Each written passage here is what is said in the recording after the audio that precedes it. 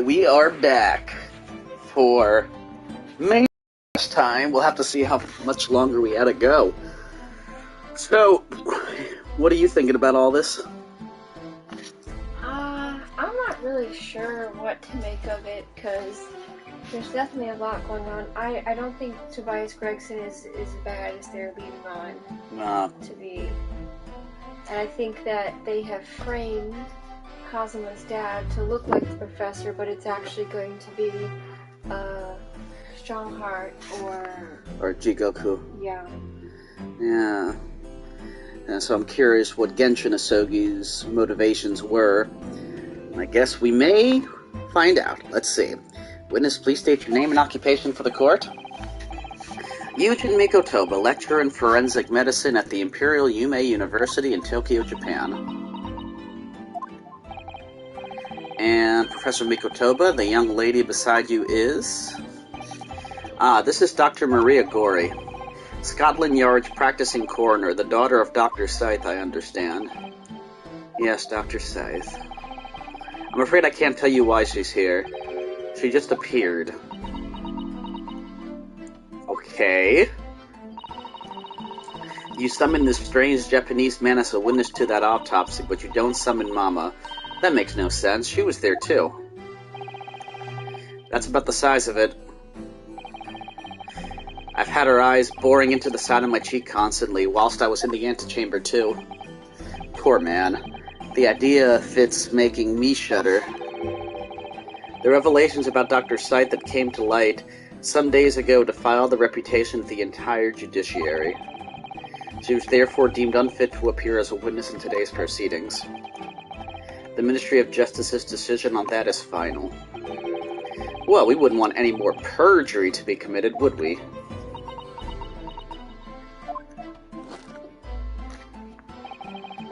The Ministry of Justice?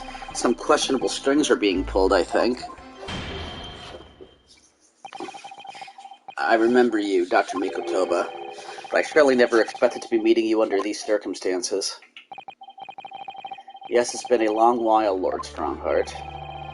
The prosecution understands that you were a visiting student of forensic medicine in London until 10 years ago. That's right, I studied under Dr. Wilson at St. Sinners. So you were present at the autopsy of my brother, Lord Clint Van Zeeks. I was, yes. I assisted Dr. Wilson with the entire procedure. Tisk, Mom is far more skilled than any Japanese man. Well, Dr. Wilson asked me to be his primary assistant on that occasion. And this autopsy report was actually penned by you, I believe. Yes, I noted all of the doctor's findings, and when we were done, he read through the document and signed it. Poor Mama. As secondary assistant, she wouldn't have had such a good view of all the innards. So, Professor, do you remember Inspector Gregson? Yes, of course. If it wasn't for his insistence, Lord Van Zeek's autopsy would never have happened. But he was absolutely convinced that it would reveal decisive evidence against Genshin, you see. So Lord Strongheart had to entreat the nobility to allow it to take place. Do correct me if I'm wrong, my lord. It was as a result of that autopsy that a mass murderer was apprehended and justice was done. But Gregson admitted it before he was killed. He admitted that the results of the autopsy were fabricated. You were there at the time, so you must testify. You have an obligation to tell the truth about what really went on. Absolutely. That's precisely why I'm here. And that's why I'm here too. Very well then, you will give your formal testimony now, witness. But before you begin, a word of warning. Oh. You will state truthfully and accurately what you saw and what you heard at the time. I wouldn't dream of doing otherwise, my lord. The moment your testimony verges on supposition, I will expel you from my courtroom. Remember that.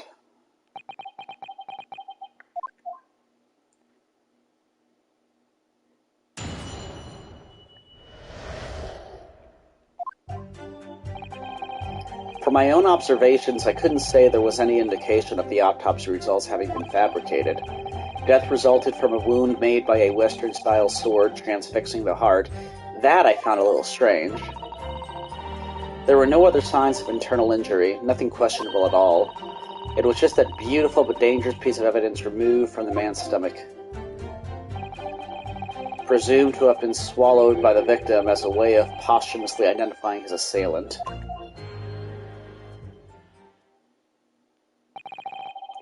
No indication, nothing to suggest fabrication?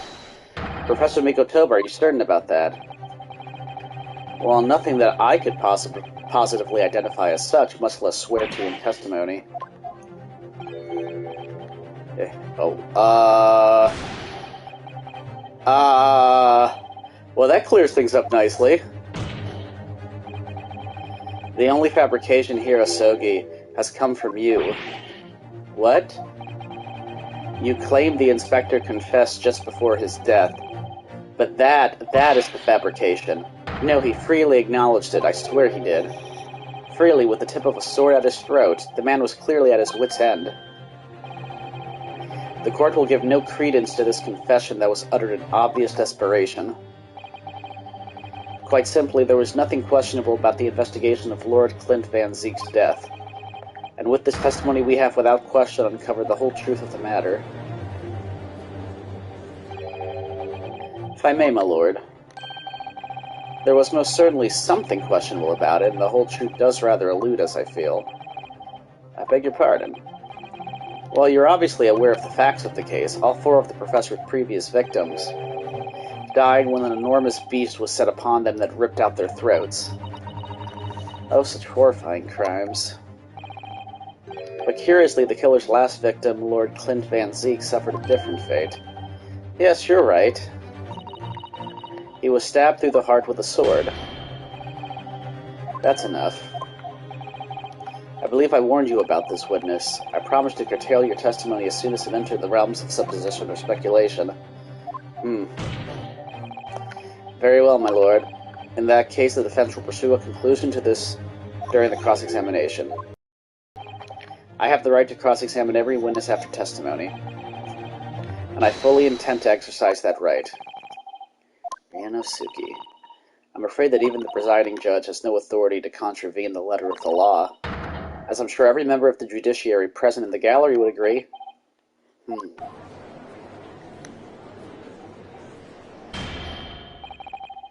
Very well, you may begin, counsel. However, the moment your argument strays from the established facts, I will not hesitate to bring the cross-examination to an end. Proceed with caution. Yes, my lord. I've never seen Stronghound laugh. That came out of nowhere. 10 cases. Well, 8 since he's been here. For my own observations, can say... Okay, so we'll press this, obviously. You couldn't say. No, sadly not. But then you couldn't say there wasn't any indication either, could you? No, true, I couldn't. I was at Dr. Wilson's side as he performed the procedure, recording what he did. But at times, of course, he instructed me to fetch implements and such like. Whilst I was away from the operating table, obviously I could have missed something. And at those times, what was the secondary assistant doing? Following this Japanese man's orders to adjust the lighting or pass him implements. That doesn't mean Mama wasn't a vital part of the team. Quite, yes. So would you kindly refrain from staring at my cheek like that?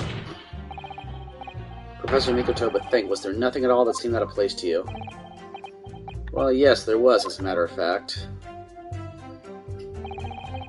Death resulted from a wound made by a Western-style sword transfixing the heart. That I found a little strange. And all of the previous 4 killings attributed to the professor. The victims were killed by an enormous dog, I believe. Their throats were, well, mauled? Correct, and yet Lord Van Zeek's was stabbed. Ah, do you mean to say you think Lord Clint Van Zeek's may not in fact have been one of the professor's victims? There's no basis on which to doubt the findings of the investigations carried out at the time. But Genshin Asoka confessed to all of his crimes upon his arrest. He admitted to having taken the lives of all 5 members of the aristocracy. Yet the beast that was used to carry out the killings was never identified. No evidence was found to suggest that Genshin had ever kept a dog. A true hound of hell.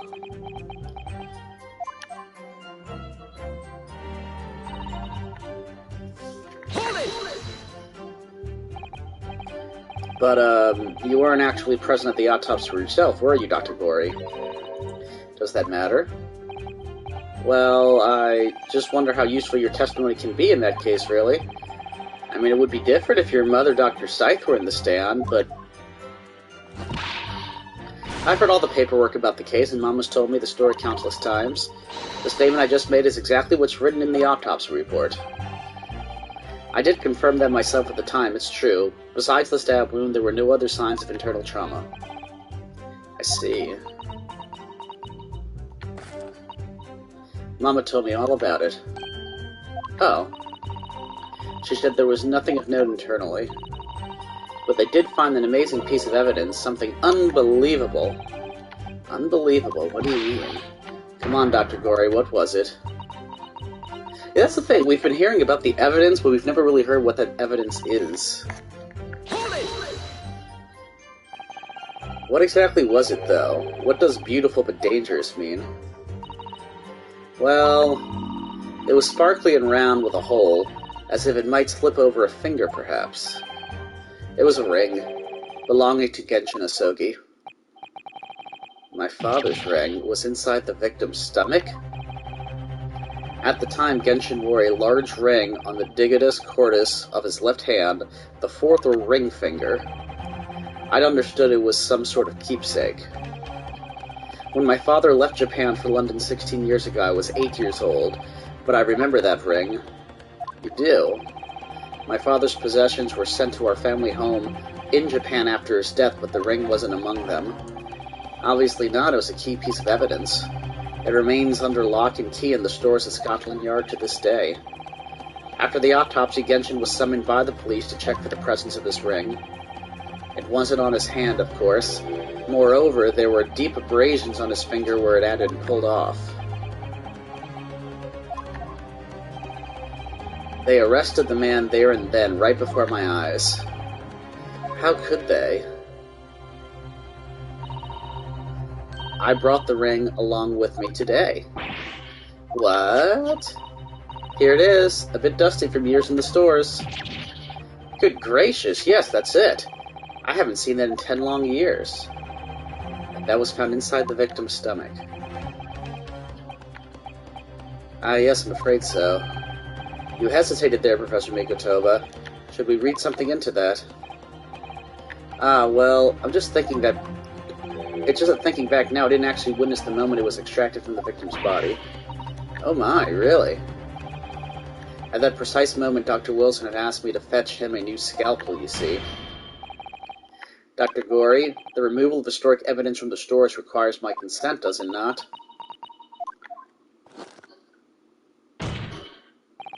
However it came to be here, the court cannot deny that this is crucial evidence for today's proceedings. Very well, you may submit it.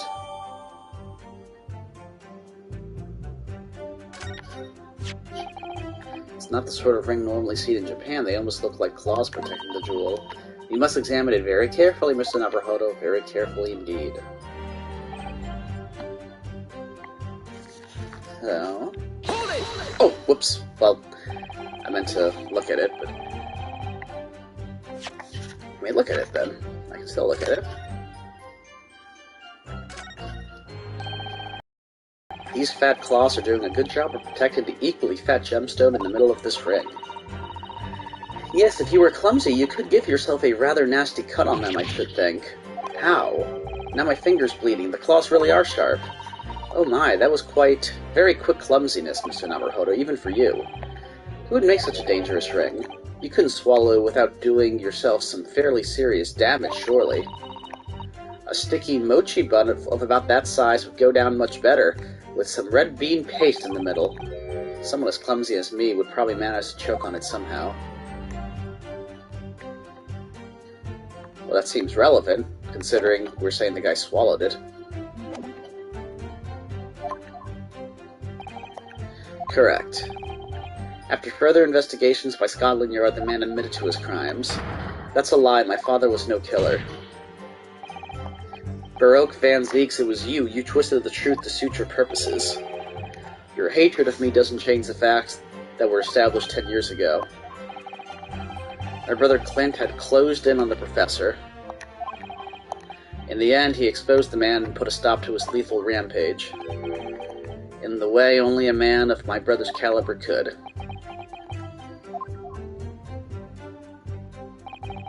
That's everything, is it? Poor father, he looks so troubled. Perhaps because 10 years ago something happened that's been weighing on his mind. Oh, I couldn't say were his words. That phrasing was very deliberate, I'm sure. I wonder if he's had his suspicions all these years. If that's the case, we need to use this cross-examination to prove what really happened and remove any trace of doubt. If we could establish that Kazuma-sama's claim of fabricated evidence was true, we can't shy away from this now, even if what we might uncover could lead to total calamity. Don't worry, Mr. Neverhut, I'll be right beside you whatever may happen. Of course you will, because you're awesome. I say the ring here, since we're saying you can't swallow it without hurting yourself. What? No, it's where they said that no other internal injuries were observed, because he should have had some. Oh.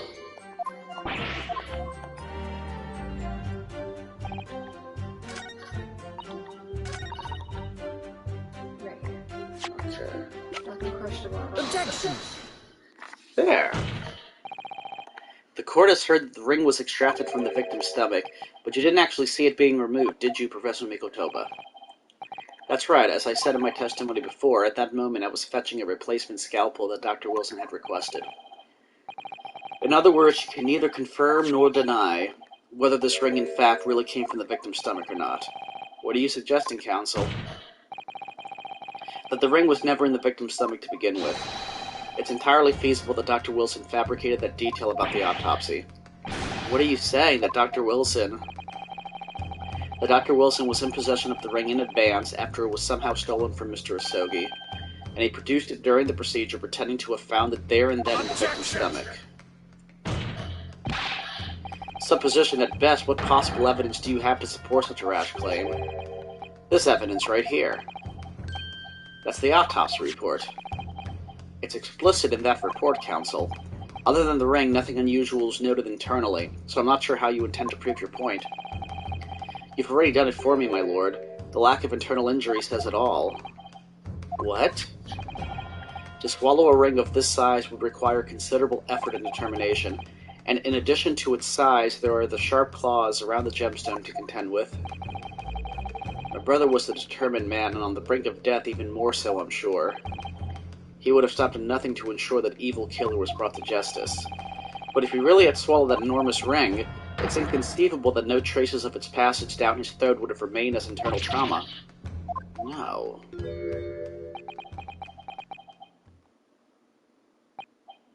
And there you've arrived at the sticking point.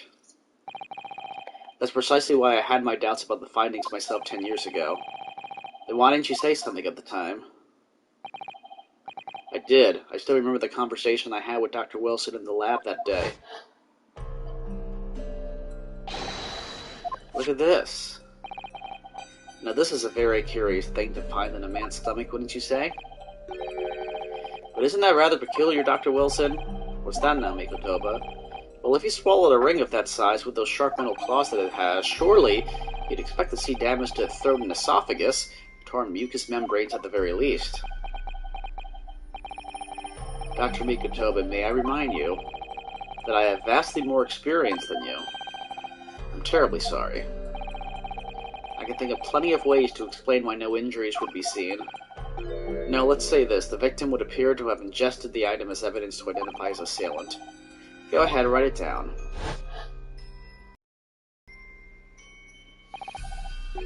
So I was right, Dr. Wilson deliberately fabricated the results of the autopsy to implicate my father. I'm disappointed, counsel. That argument is nothing more than speculation. What? Dr. Wilson was Britain's leading authority in forensic science and autopsy work. There's no scientific basis on which to doubt the man's expert opinion. Pardon the interruption, my lord, but damage to the mucous membranes of the throat is easily identified even in living subjects. Using a device called an endoscope, recently demonstrated in practical use in France. I want one. The government can pay. I don't think so. And Dr. Gory, rest assured that your removal of evidence from the stores without permission will not go unpunished. We open up the dead to find the truth. I beg your pardon. But Mama, she chose to stitch her corpses up with all her secrets inside.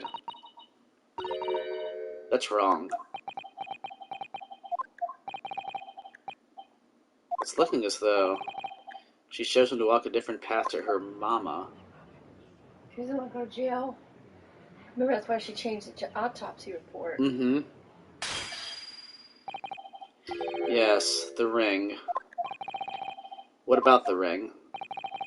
I've just remembered something. An earlier incident. What incident? The one I recounted to you before about a memory I have. Of Genshin Asogi saving my life. What? My father saved your life? Yeah, I remember that. 10 years ago on a foggy night, walking down some back streets. You coming with us? All of our assailants were armed with pistols, their faces obscured by scarves. The next thing I knew, there was silence all around. Genshin lay on the cobbled street. Blood was seeping from his left hand. He'd shielded me. It was on the ring finger of his left hand that he used to wear that ring. Ah, are you saying? I've always believed those thugs were after me, but now I'm starting to question if perhaps I wasn't the intended target after all. Wait, but... Genshin was arrested 2 days after that attack, and in that short interval, the decisive evidence needed to indict him was miraculously found. You mean the ring was stolen from him? You think that's what those thugs were after that night? Objection!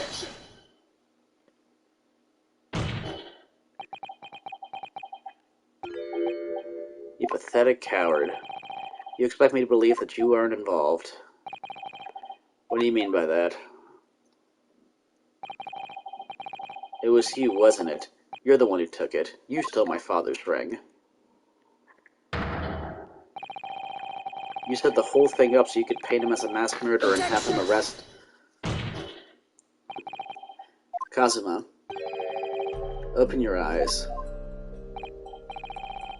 Rinosuke, you must know deep down, the truth can be completely obscured even when your judgment is only slightly clouded.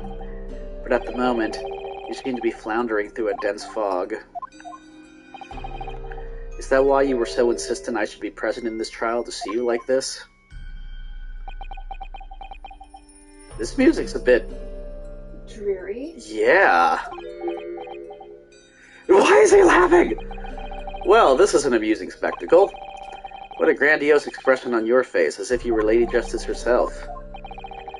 It seems you thoroughly convinced yourself of this alleged fabrication of the autopsy results, so much so that you're apparently blind to the blatant contradiction that would be born out of it. What?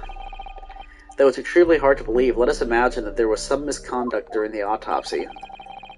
If that were the case, why would Asogi have not disputed the findings in his trial? Oh. In the closed court hearing 10 years ago, the defendant never once denied the claims against him.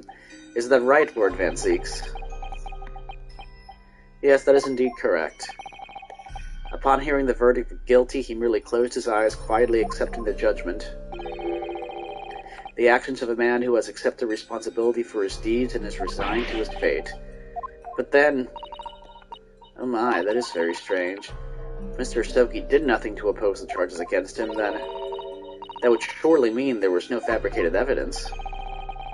An obvious conclusion at which you should have arrived many minutes ago, Prosecutor Asogi. Your twisted loyalty and clouded judgment are hampering your ability for logical thought. Genshin Asogi's silence at his hearing can only mean one thing. There was no fabrication of evidence during the autopsy of his final victim 10 years ago.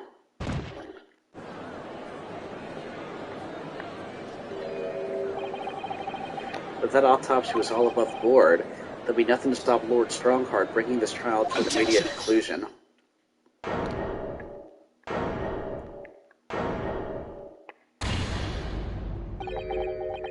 Thank you, Rinosuke. If it wasn't for your frank words just now, this trial may very well have ended prematurely. Kazuma, What's this latest absurdity, Counsel? My lord, your reasoning is perfectly sound, but for one giant hole. I beg your pardon. You claim my father's silence was due to the fact that there was no fabricated evidence, but there's another possible explanation. You've overlooked the possibility that he had a reason for maintaining that silence. Silence that would lead to him being convicted and sent to his death. If the autopsy results were an invention, there's no conceivable reason why the man wouldn't have protested. I find it interesting because Kazuma is the prosecutor, so he's opposing us, but there are some things that we're kind of on the same side on in finding something wrong with the autopsy, but we're defending him, but his protest because of the dynamic with Genshin Asogi being the murderer, you know, like, it's not 5-on-1 right now against Strongheart. There's a lot going on in the middle, which I find very fascinating. Oh, those results were an invention, all right. There's no question of that. Or are you forgetting that 2 people with a connection to that autopsy have been assassinated? If I force the grievances I feel from my mind, I start to see you in a very different light. I think perhaps it's you who's been living in delusion these 10 years.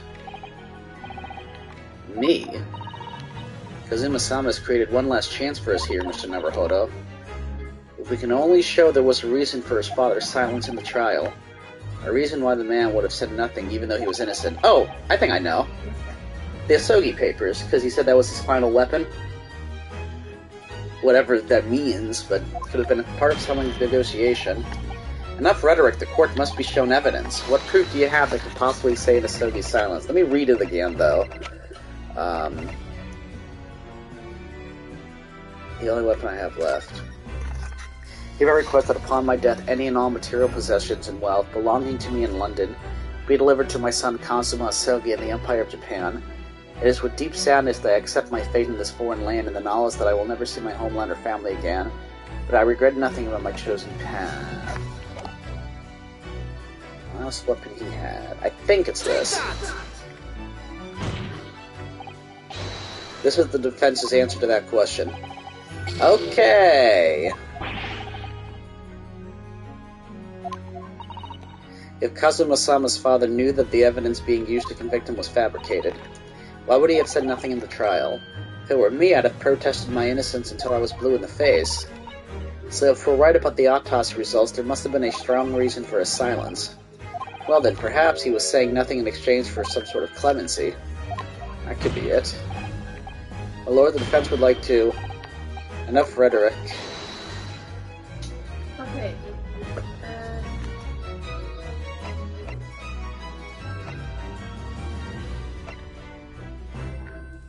You think it's this one?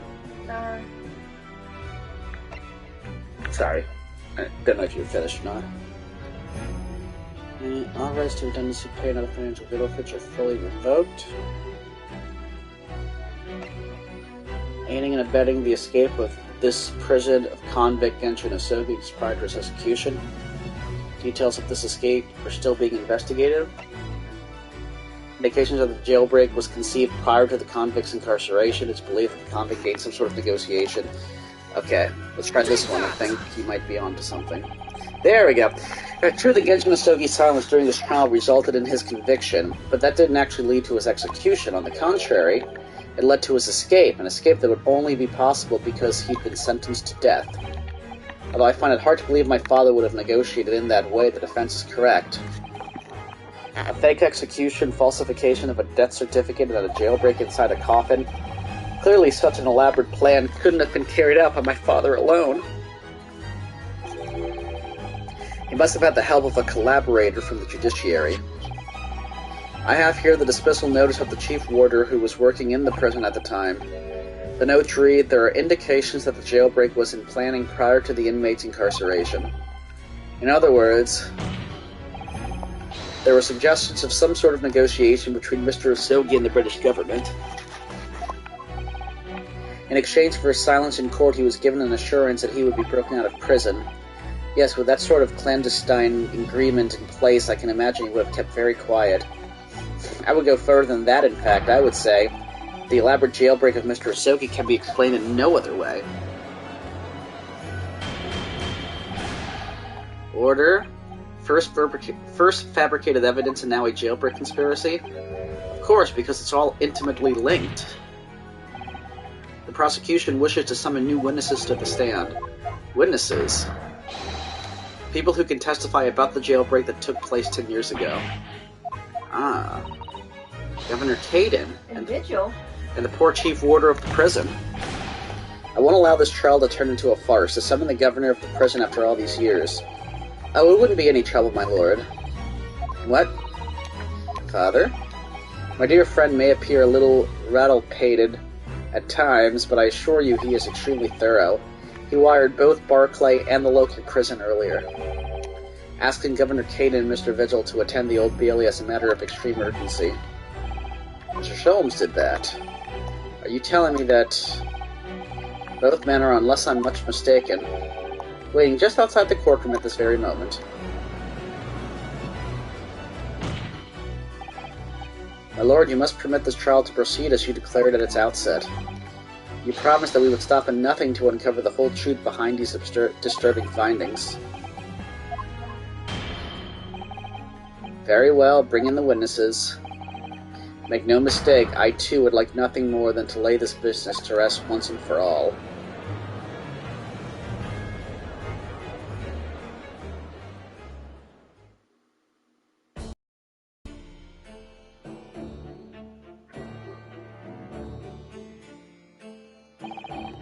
Would the new witnesses state their names and occupations for the court? I, Barry Caden, Governor of Barclay Prison. Everyone calls me Gossip. I sell jaunty little tidbits to passerbys. I'm your other persona, if you don't mind. Oh, I do beg your pardon, of course.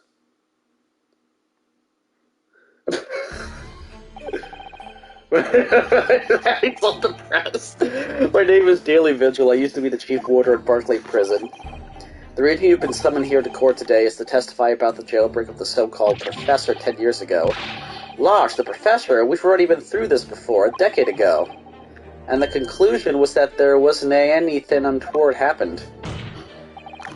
A convict escaped your prison, Governor. Hardly what you'd call nothing untoward. Ah, well... The convict's death certificate was somehow falsified after he was allegedly executed, and he escaped the prison inside his own coffin. A plan of that complexity can never have been carried out without the help of somebody of influence inside the prison. Governor Caden, don't imagine that the passage of time will afford you any protection. If it turns out that you were involved in the plot to break Mr. Asogi out of your prison, then of course, the consequences will be very serious, in all likelihood a capital punishment. Gads, hold on there, laddie. All I did was... Witness Governor Caden. Aye, aye, sir. You have a critical role to play in the public safety of our country, a great responsibility to shoulder. The significance of your testimony in court cannot be understated. Therefore, think carefully before you speak. And for Prosecutor Asogi, if you threaten to witness again, you will be held in contempt of court. My apologies, my lord. There's no disputing the fact that an intricate jailbreak plot was enacted 10 years ago. Clearly, you were both involved in some way. So you will testify before the court now and explain exactly what took place. Very well, let the witnesses give their formal testimony. Tell the court everything you know of the plot to break Asogi out of Barclay 10 years ago.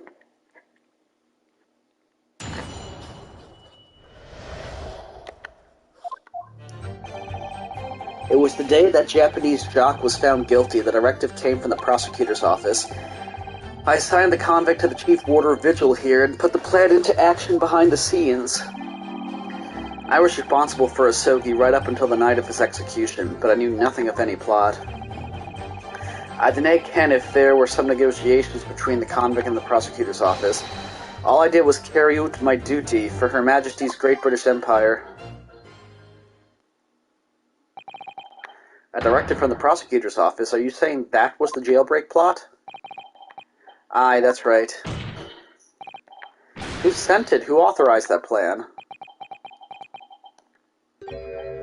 I didn't ken that. You're saying you don't know? Listen, there was nae a thing about that Professor case that was nae unusual in some way. I didn't ask any questions, I just did what I was told to do. More than that, I couldn't tell you. I see. But if the jailbreak plan originated from the prosecutor's office, then one thing is very clear. As suspected, there were clandestine dealings going on between Mr. Usogi and that office. The jailbreak was promised in exchange for Mr. Usogi admitting to crimes he didn't commit. That, counsel, is nothing more than speculation on your part. So let me ask the defense. Oh, yes, my lord. I fail to see how these witnesses have any more pertinent information here. Do you intend to assert your right to a cross-examination? Absolutely, I have no intention of squandering a single opportunity, my lord. It seems all you Japanese are fiercely tenacious. Very well, proceed, counsel.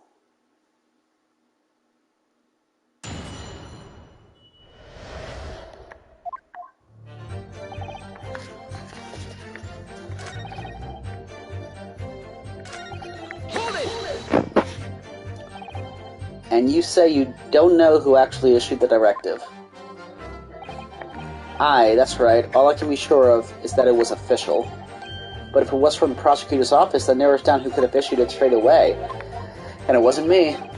I cannot even say with certainty that it did originate from the prosecutor's office. What?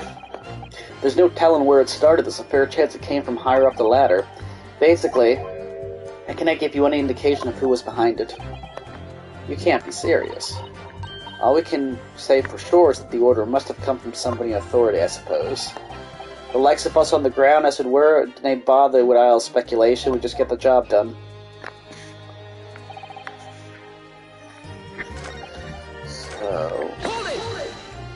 interesting. So, Mr. Vigil, you didn't know anything about it at all? That's right. My only role in the scheme was as a scapegoat. That's right, isn't it, Governor?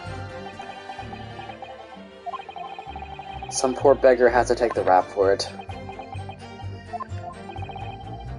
Alright then, who else did know about the plan? I've no the first idea, laddie. My part in the whole business was basically just dealing with the aftermath. But I wouldn't be surprised if there were other folk in the prison service who'd been given similar orders. So you don't know who else was involved? Aye, that's right. All I can tell you is that the night it actually happened, the person at the reins was Dr. Stevens. Dr. Courtney Stevens, or Dr. Silas she's known now. Why did I have to get caught up in such a terrible business?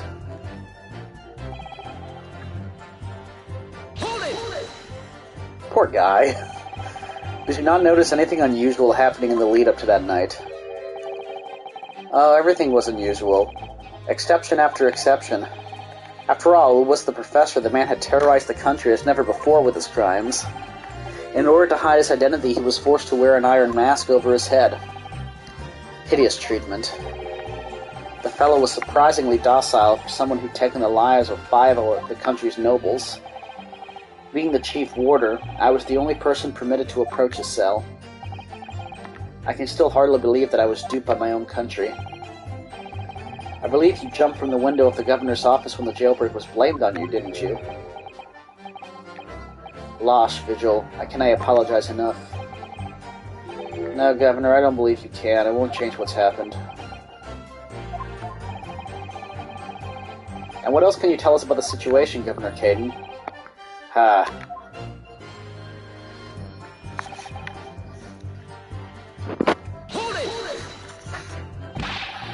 But you've already acknowledged that the orders came from the prosecutor's office to arrange for the man's escape. There must have been some sort of negotiation. It's the only explanation. Aye, well, be that as it may, I didn't ken nothing about that. The witness stand is no place for telling what you don't know for sure. I ken that much, I do. Then I presume you also know this. Not telling what you do know is a criminal offense. So you were just following orders, is that it? I'm afraid that won't absolve you of guilt here. A man was still killed illegally, even if he was a condemned criminal. He may very well be found complicit in murder, Governor. So that's what it's to be, is it? Even with the threat of conviction, you won't break your silence.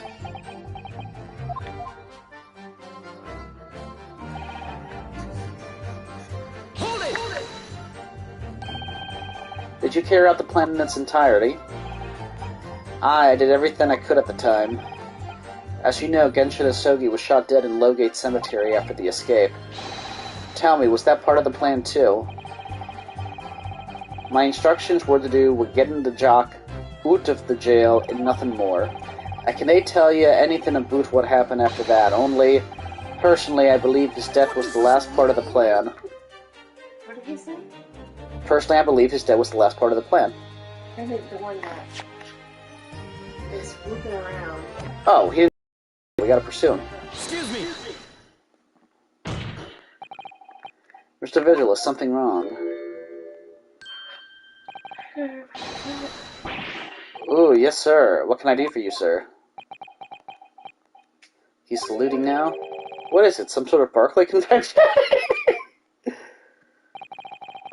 What Governor Caden was just saying seemed to upset you. Did it bring something to mind, perhaps?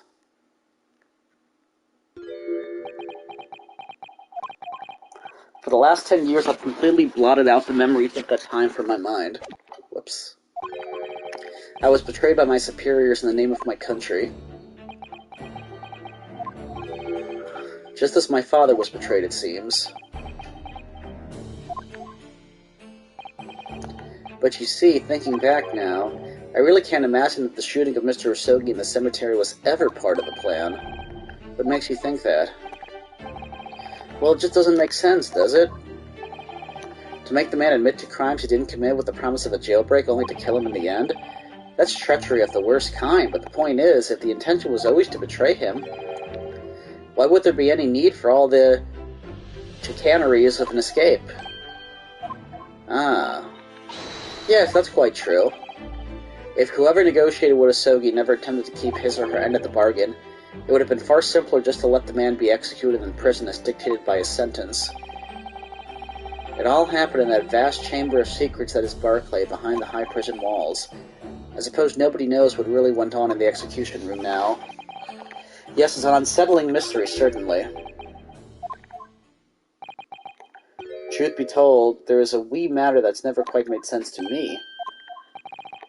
If you believe there was some kind of negotiation behind the jailbreak, between Asogi and a body at the top, it doesn't quite add up, does it? Governor Caden, I must insist you explain these doubts that you have by amending your formal testimony. Gads! Aye, go on then. It seems to me that the Japanese fellow may have nothing to bargain with. Hold it! Admitting to his crime, that was what he had to bargain with, surely. How can I see that myself? After all, did the prosecution know of conclusive evidence against the Carly, eh? This, you discovered during the final victim's autopsy. There's every possibility this conclusive evidence is fabricated by Scott Objection! Possibilities are all very well, but nothing has been proven. You can holler about misconduct in the trial from years ago all you like. But if you can't establish that it happened with hard evidence, no one's going to listen. And that's right, what I'm saying is, Carly had nothing he could use for any kind of argument at all. And when this makes an astute point, logically it would seem no negotiation should take place.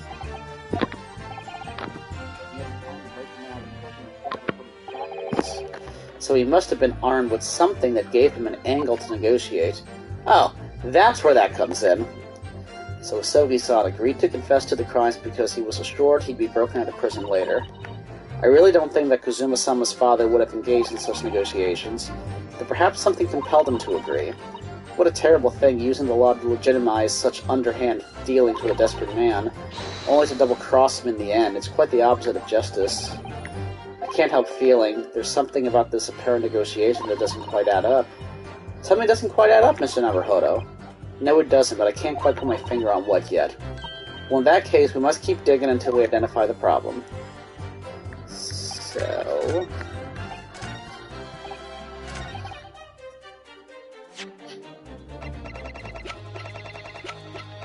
he was armed with the only weapon he has left. Confessing under oath to murders he didn't commit on a verbal assurance of later being broken out of prison. Genshin Asogi was taking an incredibly risky gamble. Very true. There was nothing to stop the British breaking their word and executing him behind closed doors anyway. Under normal circumstances, no man would stake his life on a gentleman's agreement like that. Which means that Mr. Usogi must have had a trump card. Something that guaranteed he wouldn't be betrayed. Some kind of weapon. Havers, the fella, could they possibly have had anything like that? But you know that he did, Governor. The Usogi Papers, the name given to the last will and testament of Genshin Usogi. Ah. It turns out that Mr. Usogi was hiding his will in his cell at Barclay. Chief Warder Vigil caught him with it one day. You squealed, did you wee rat? Did I no tell you to keep that a secret? You can't touch me now. When Mr. Vigil caught sight of that will through the bars of the convict cell, Mr. Usogi pleaded with the warder. All right then, but what's on that paper? A last will and testament. This will is the only weapon I have left now. A weapon? And after the convict had been killed following the elaborate pretense of a jailbreak, the document mysteriously disappeared, didn't it? Well, yes, all the prison warders searched through the belongings in his cell, but that will was just nowhere to be found. So I understand that an exhaustive search was made for the document which became known as the Usogi Papers. Governor Caden, I believe you ordered your prison staff to find it at all costs, didn't you? Eh? Would I be right in saying that you knew? You knew that the so-called Usogi Papers had the potential to make great waves somehow. Jings, what the blazes are you blethering about? Hoot. The will was found right and proper, in the fellow's cell where I said it would be. But how can that be? We're in his cell. We all searched the place from top to bottom. Well, you didn't do a proper job, eh, you peely-wally galoot? You can't criticize me now. I showed it to you afore, did I know, young lawyer? Yes, you did. I have the document here. It's written in Japanese and reads the last will and testament of Genshin Usogi. Which means everything is as it should be. Not quite, my lord. You see, there's an undeniable inconsistency here. One inconsistency. Mr. Usogi described this document as the only weapon he had left. Yet this will contains nothing of significance at all, nothing that would have given the convict any leverage. Are you suggesting, my learned friend, that the last will and testament stored at Barclay Prison all those years is actually a fake?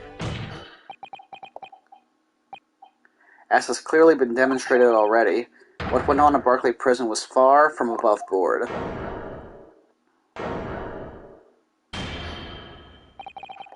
That last vilification by the defense was an affront to the entire British legal system. This absurd notion of a weapon is something for which we have only the former chief warder's word. The man could quite easily be lying or at the very least sorely mistaken. What? No, I definitely heard him say that, I swear. Clearly we need to get to the bottom of this. We need to know exactly what happened with these so-called Usogi Papers. A waste of time. If the will was fake, where's the real document? Mr. Vigil was stabbed in the back by the judiciary 10 years ago. He lost everything, very nearly his own life. And now you're going to do it again. You're ready to brand him a liar and turn your back on him without even letting him defend himself. It's clear that Barclay Prison is hiding something. It's clear that the jailbreak was masterminded by the prosecutor's office. It's clear that some illicit negotiations took place. Your lordship just going to gloss over these obvious facts. What did you say? We should hear more from the chief warder. Have him testify again. The trial must go on. The man's voice must be heard. It would seem that a vocal few here are utterly blind to the truth. Very well then, let the witness testify again. Let the court tell the court precisely what you think you saw of the convict's last will and testament. Yes, sir, my lord. I hear her.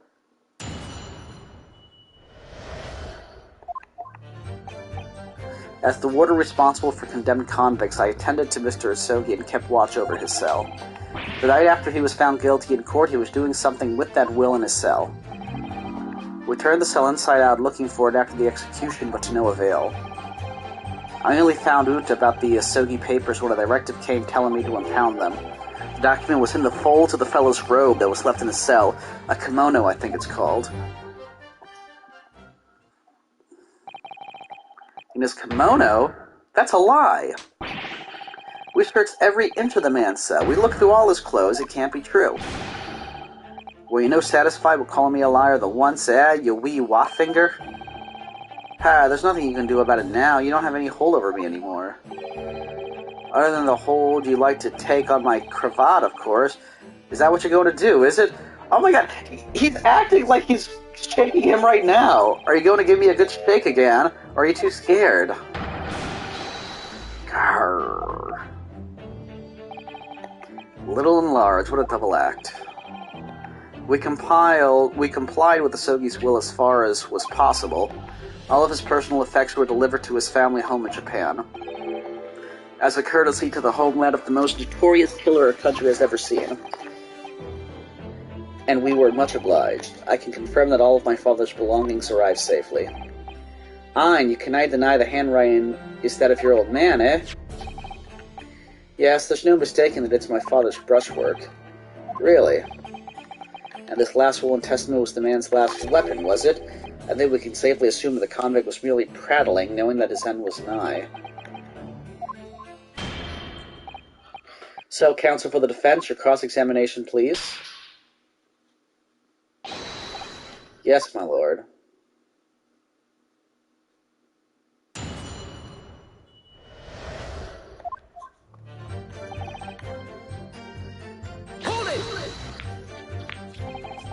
So would that mean you conversed with Mr. Asogi? Yes, certainly. Though there was precious little time before his execution was due. He was remarkably calm, considering his days were very much numbered. In all honesty, he really didn't strike one as a man capable of mass murder. Yet he confessed in full to the crimes. I know, that's why I felt compelled to ask him one day. I can still recall his reply. I'm guilty of the unforgivable crime of ending another human's life, yes.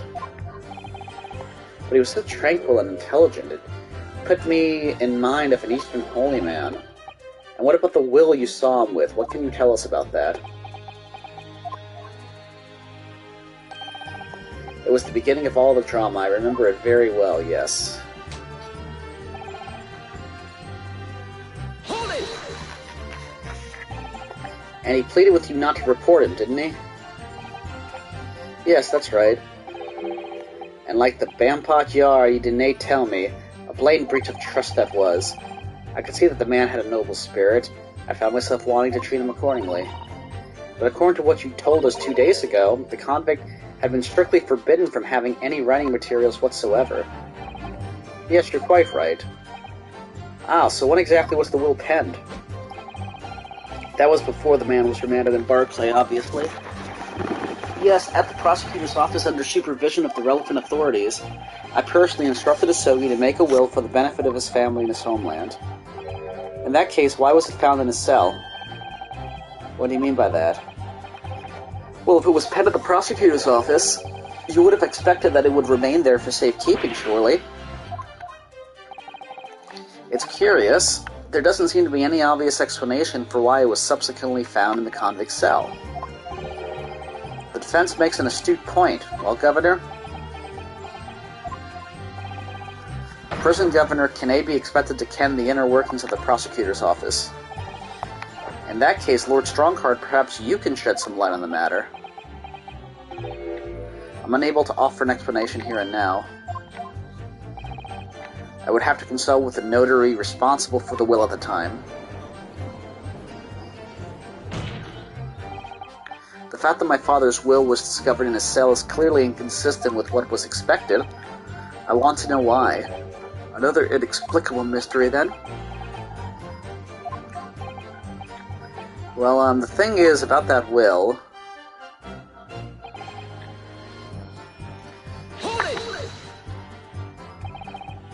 It was the governor who ordered the search for the will, as I understand. Is that right?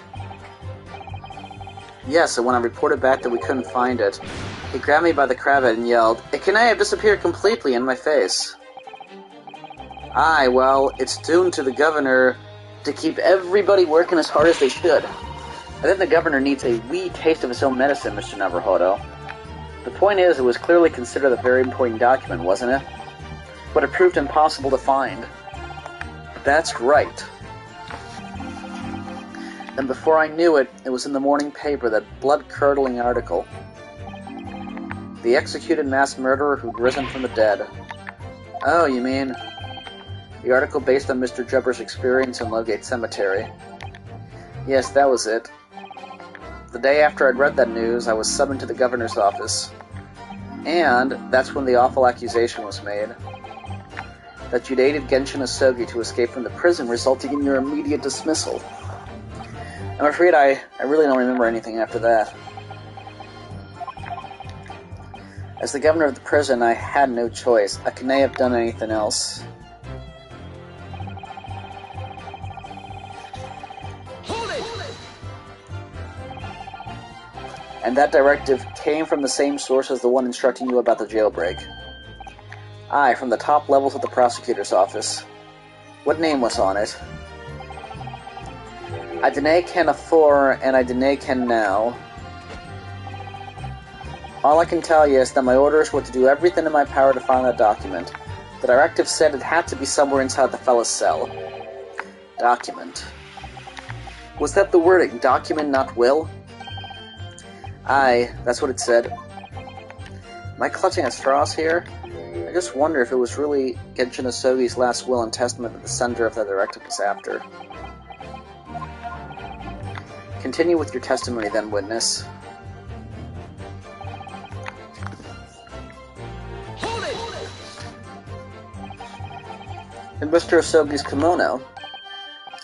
Aye, the one he brought with him when he was locked up. Yes, he was permitted to have his personal effects with him during his incarceration, I understand. That's right, he was granted as much freedom as possible during the few days before his execution. He had a number of items of personal significance, I remember. He was very reluctant to part with them. Some books, that kimono, his sword. His sword? Kawarma, the famous sword of the Asogi clan, it bears the soul of my family. I don't doubt it, but I wasn't really getting at that. Forget it being the soul of the clan, could the man have had a more obvious weapon?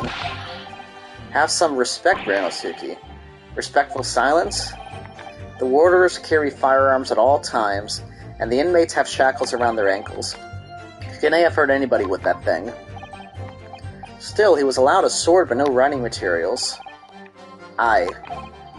He wrote that will afore he came to stay with us at Barclay, you see. Dr. Mikotobo was asked to bring the necessary Japanese writing implements to the prosecutor's office. Oh, never mind. I'm getting tired. I confused something. A Susturi inkstone, black sumi ink, and some Hanshi rice paper, no doubt. I was present when he wrote it, but I'm sorry to say, the letters just look like a squirming mass of jet black earthworms to me. Excuse me! Are you feeling faint, Mr. Vigil? Mr. Vigil? Sir, it was Scarlet, sir. What? Oh, I'm terribly sorry. The ink was scarlet, I think he's saying. I didn't mean to blurt it out like that.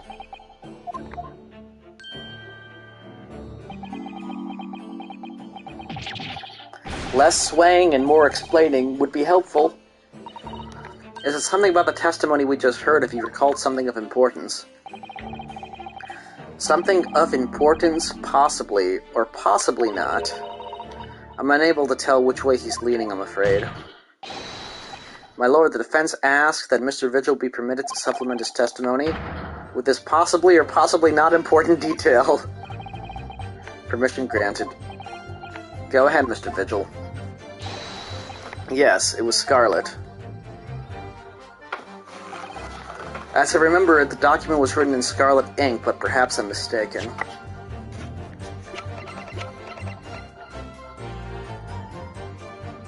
Not all black? That looks like black to me.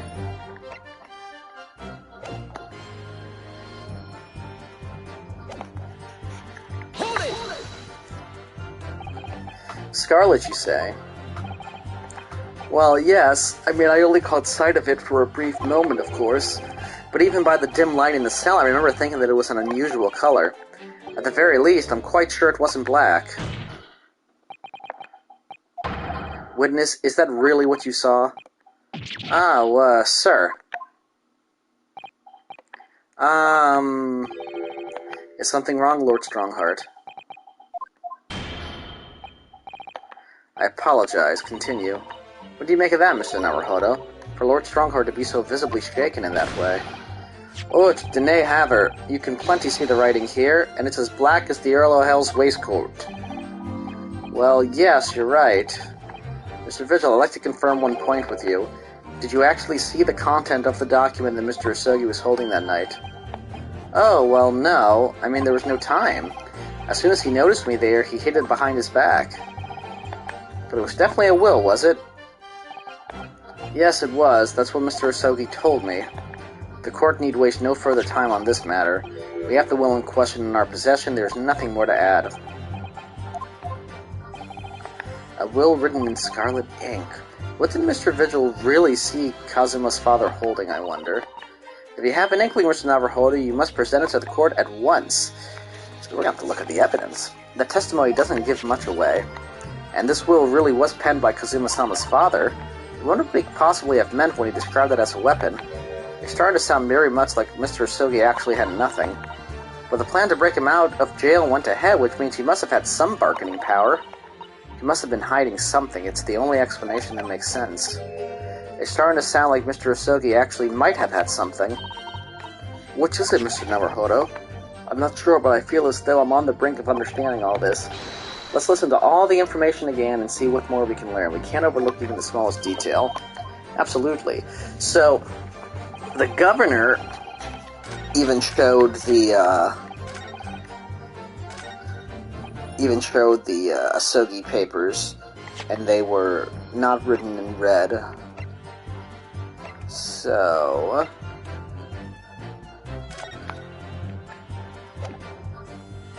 let's see.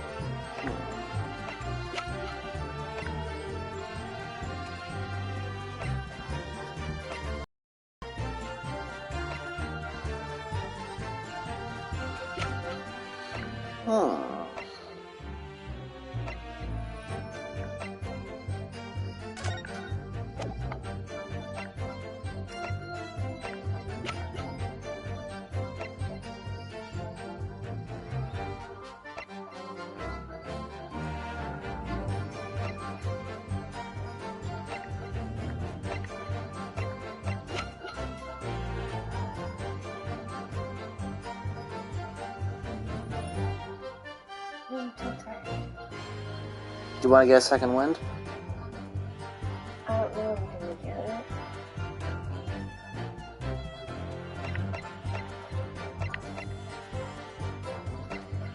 As I remember, the document was written in scarlet ink, but perhaps I'm mistaken. So what am I looking for?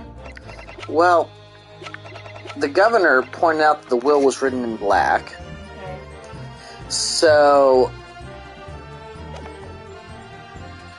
like, just to show that conversation again. I only caught it for a brief moment, but by the dim light in the cell, I remember thinking that it was an unusual color. At the very least, I'm quite sure it wasn't black. And then Strongheart got very upset. What? Sir? Something wrong, Lord Strongheart? I apologize. Continue. What do you make of that, Mr. Naruhodo, for Lord Strongheart to be so visibly shaken in that way? Oh, Dene Haver. You can plainly see the writing here. It's as black as the Earl o' Hell's waistcoat. Well, yes, you're right. Mr. Vigil, I'd like to confirm one point with you. Did you actually see the content of the document? Oh, well, no. I mean, there was no time. As soon as he noticed me, he hid it behind his back. But it was definitely a will, was it? Yes, it was. That's what Mr. Usogi told me. The court need waste no further time. We have the will in question. So, a will written in scarlet ink. What did Mr. Vigil really see Kazuma's father holding? If you have an inkling, you must present it to the court. So I feel like we're trying to present what he might have saw instead. Okay, show me the evidence.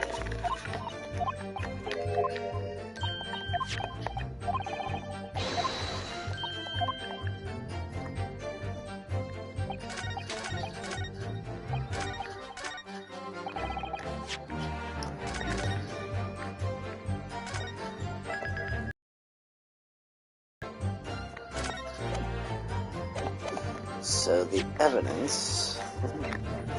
Red-Headed League article in the newspaper. A photograph of Mr. Vigil. Letter of introduction for Professor Miko Toba. I feel like that doesn't make any sense to be... I think it might be his sword, and he wrote it in blood. That would be the scarlet color. He didn't have writing utensils, but he was committed to have his sword. But he had the sword. And he could cut himself with that.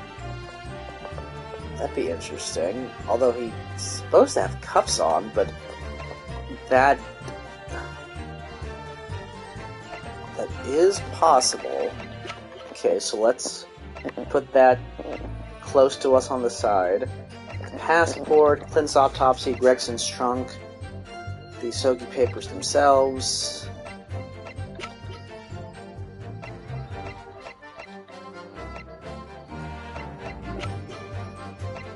I think you might be right. Let's try it. No! Not one that any British court will recognize, counsel. I don't understand what they want. Like, what he's holding? Well, it sounds like we're trying to find out what he saw. And we might have what he saw. I mean, that's red, but I don't see how that would be. And he shouldn't have had that because those men had like mugged him for it. Not the telegram, not the watchtower, not the that. Evacuation drill. Apparently it's not that. Must be something we missed, but no. Can you pull it out? Yeah, but it looks like there's a check mark, so it looks like we already did that.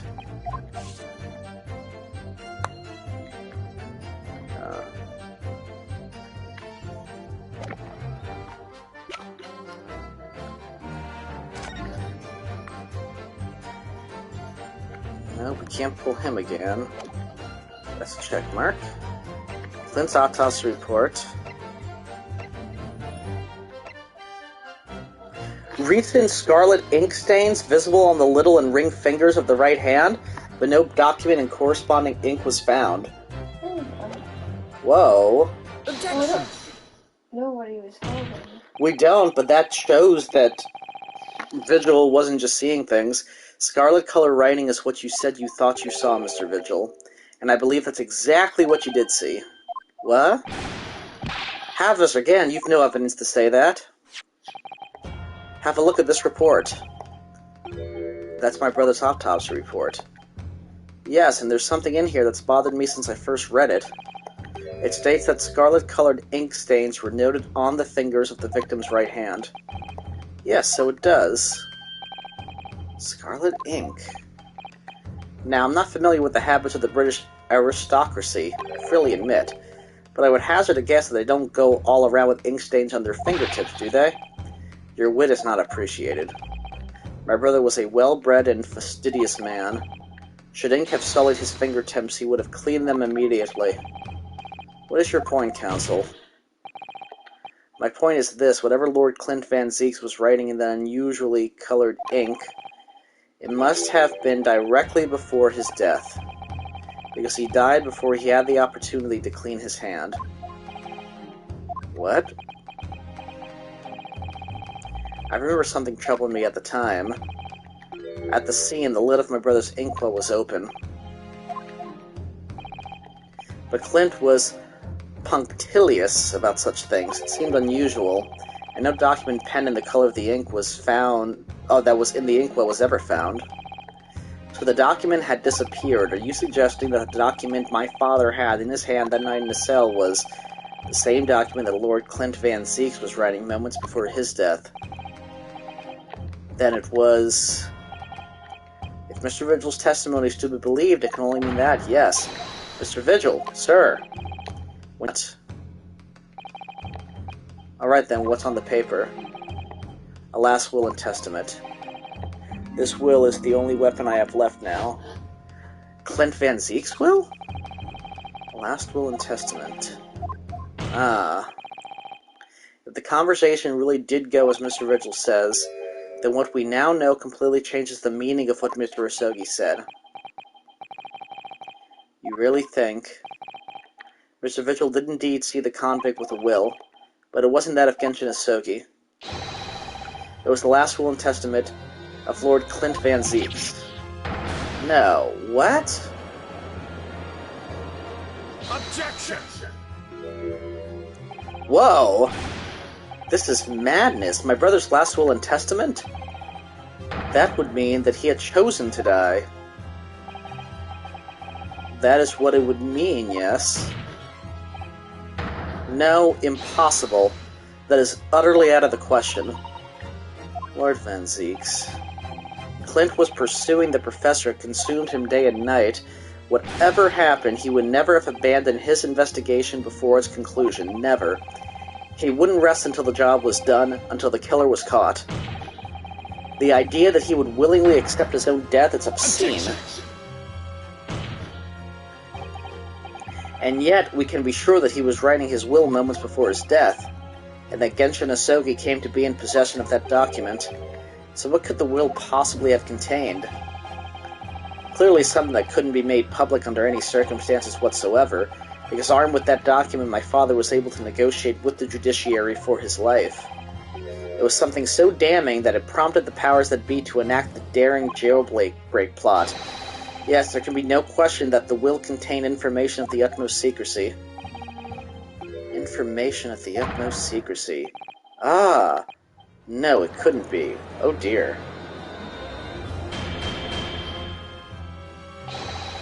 I've heard more than enough. Pursuing this notion of a phantom nobody can attest to, having seen, serves absolutely no purpose. No, my lord, that's unacceptable. What did you say, counsel?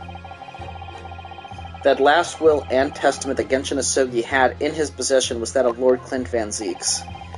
All the testimony and evidence presented to the court has logically led us to that as a possibility.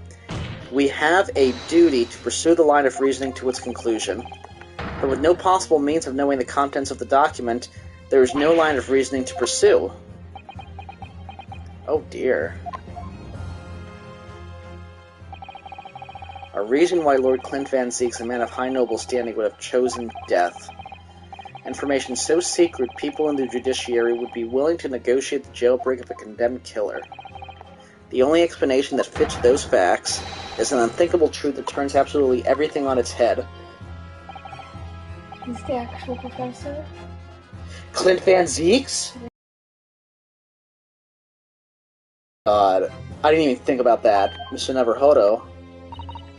However difficult the situation might become, you work with your client in pursuit of the truth.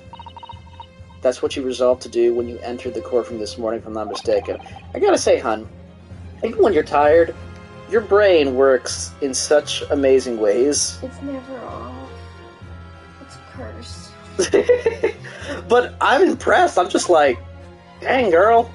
So hold your head high and keep soldiering on. Oh my god. I didn't even think about this. Yes, you're right.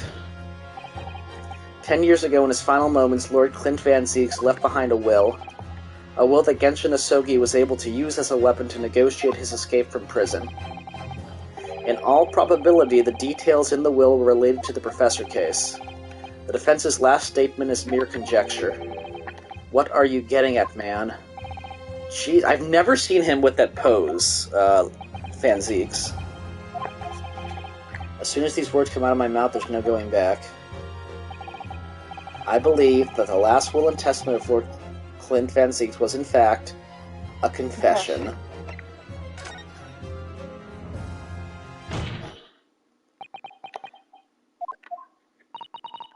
You can do this, Mr. Neverhodo.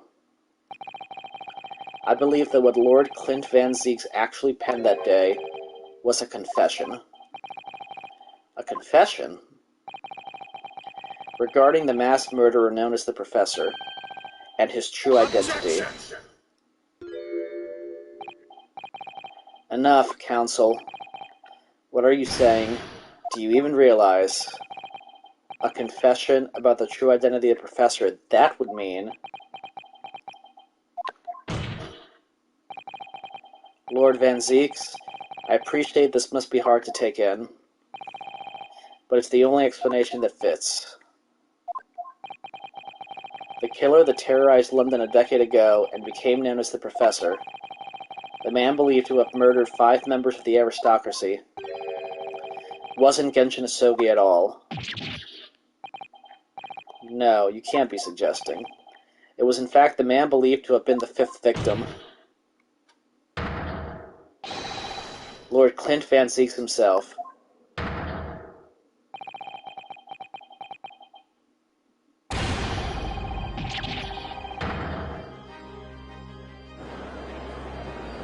Oh my god, look at them! It's finally open, is it? Pandora's box.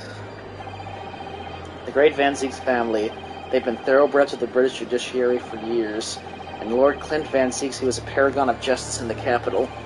But he was actually a mass murderer, a perpetrator. If the general public ever found out, law and order in this country would be finished. My brother. Oh, this is too awful. Poor Lord Van Zieks. I wonder, though, did he never suspect?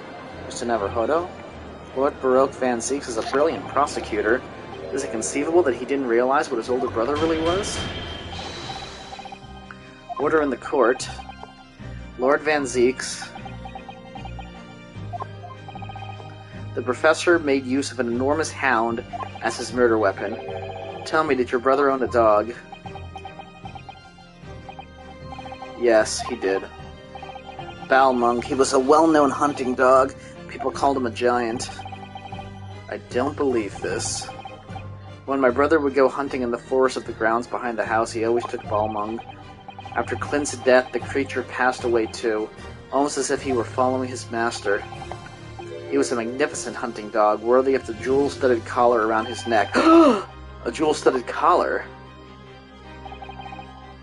That's right, though sadly, some years ago now, it was stolen by a thief who broke into the house one night. A jewel-studded collar stolen by a thief.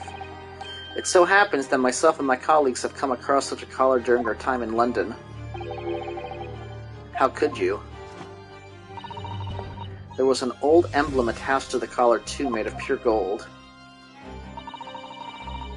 It was topped with a small crown and bore an ornate capital letter B. What? Emblem bearing the initial B? Oh my, you know it. It's the insignia of the Baskerville family. What, the Baskerville? Why is that name coming up now? Baskerville is the family name of my late brother's widow. That pure gold emblem was an heirloom which Clint acquired upon their marriage. There can be no doubt, then, the collar you've described was Balmung's. Family insignia of Lord Clint Van Zieks' widow. There was a considerable amount of blood on the collar when we saw it. Since we know the dog was used for hunting, it could have been from its quarry, of course. But it could equally have been from human prey. So it is true, then. Clint Van Zieks really was the Professor. Possible these Japanese are making it all up to exonerate their own. So in fact, the person responsible for these murders of nobles and royals was a noble himself, and that threatened to be an enormous scandal that would irrevocably destabilize British society, which is why Professor Mikotoba and Sholmes were like, give me that! My father knew that and was using it to negotiate his way out of the unjust charges brought against him. But at the very last hour, those he'd bargained with betrayed him, slaying him mercilessly on foreign soil. Well, can you deny it, Lord Strongheart? 10 years have passed, and still now the 6 million inhabitants of our great capital rest easy believing that justice was done. that though his anonymity remains, the diabolical murderer was caught and executed. Very well, then. You may have the truth.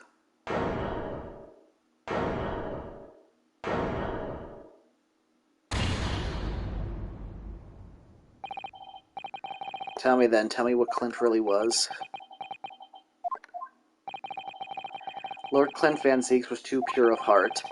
When he became a prosecutor and went in pursuit of black roots of crime, he drove himself into a corner. He came to the uncomfortable realization that to fight the most fiendish of criminals requires one to become even more fiendish oneself. Clint.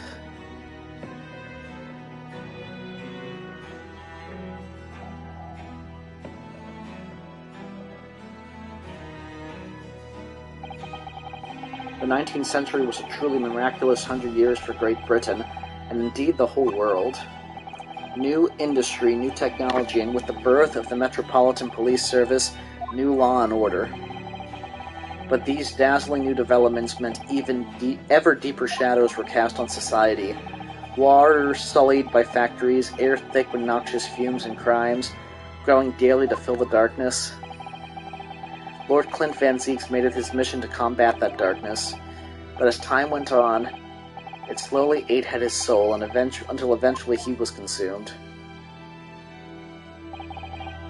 It's ironic, really, and somewhat surprising, that the truth has once again been unearthed by a Japanese. Once again, what do you mean? 10 years ago, your father, Genshin Asogi, turned up in my office one night. The professor? Yes, beyond all shadow of doubt, you must issue a warrant to search his home at once. Don't be absurd. The man comes from one of our country's most illustrious families. He's a paragon of justice here in the capital. Yes, that's the point. That's why none of you British can see it. He's using his noble status as a diversion whilst he committed those atrocious crimes behind the scenes. Do you have evidence? Nothing definitive as yet. But he keeps an enormous savage hound on the estate. We need the full support of the judiciary for this. We're up against a member of the aristocracy. So a large family estate has a fierce guard dog. You should know that's commonplace here in Britain. I'm sorry, but I can't possibly put Scotland Yard onto this based on the tenuous accusation of a visiting student. You know what this reminds me of? The Dark Knight. No, because remember what they did at the end? Batman took the... Do you want to spoil for people who might be watching? You can tell me when. Okay. So I turned down Asogi's plea, but as a result, he took it upon himself to visit the Van Zieks mansion on his own. We can only imagine now what happened between the two men. Though we know the outcome, of course, Lord Clint Van Zieks perished. I don't believe this. So in actual fact, Kazuma-sama's father did... So, he did kill him, but probably in self-defense. He said that he did. He said that I did kill him. Yeah, he did kill another man. He made the late Lord Van Zieks meet the same fate. He put a permanent end to the professor killings. He's a hero, really, by taking the drastic measure of ending the perpetrator's life. As soon as I hurried to the mansion. When I arrived, it was easy to grasp what had happened. And what about the will? Asogi must have already taken it. Nothing of that nature was found at the scene. We had no idea of the existence of such a document at the time.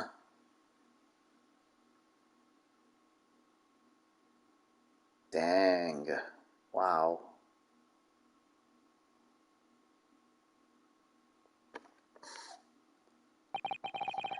I was the only person who knew of the true identity of the professor, so I resolved to keep it a secret and to guard the secret to the bitter end.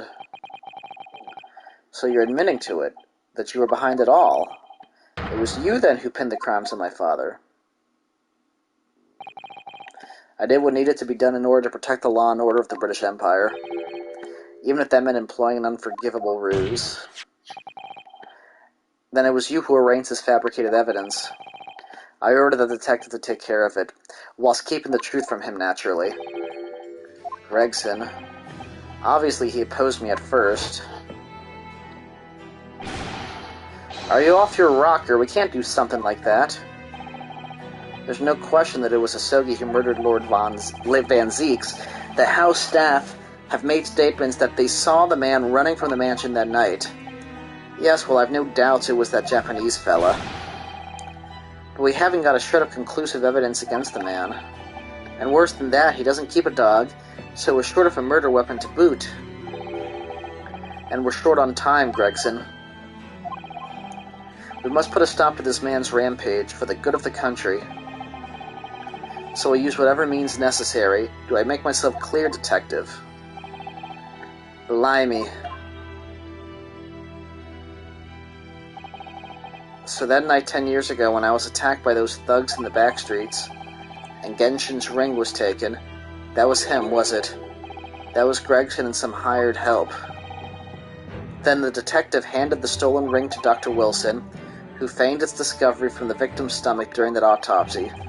And in the light of the decisive evidence, Mr. Asogi was found guilty of the charges brought against him. However, behind the scenes, he had actually already struck a deal with his accusers, in which he agreed to silently accept the charges. But I just don't believe that part. As far as I knew, the man my father despised such underhand dealings. It was extremely easy to make him comply. You see, he had one crippling weakness. You. What weakness? Yeah. Isn't it obvious? You, Kazuma Asogi. Me.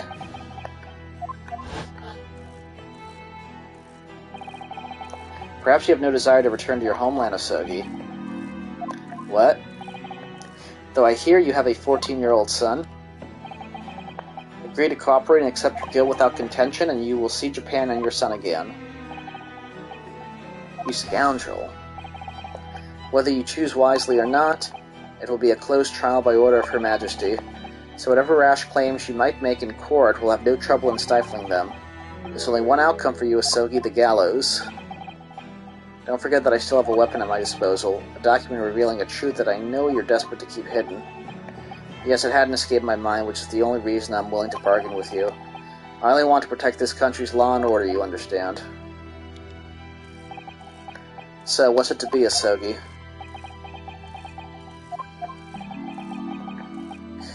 Kazuma.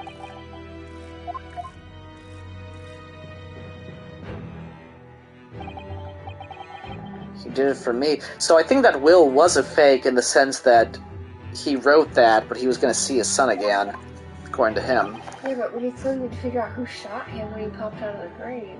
Strongheart makes the most sense. To keep that secret from going away. As I told him at the time, my motive was simply to protect Britain from the damage the truth would do. To protect this country's law and order at any cost. Objection! I've never dared let myself even consider this possibility until now, but in light of all this treachery, I have to ask. The mastermind behind the Reaper of the Bailey. Was it you, Lord Mael Strongheart?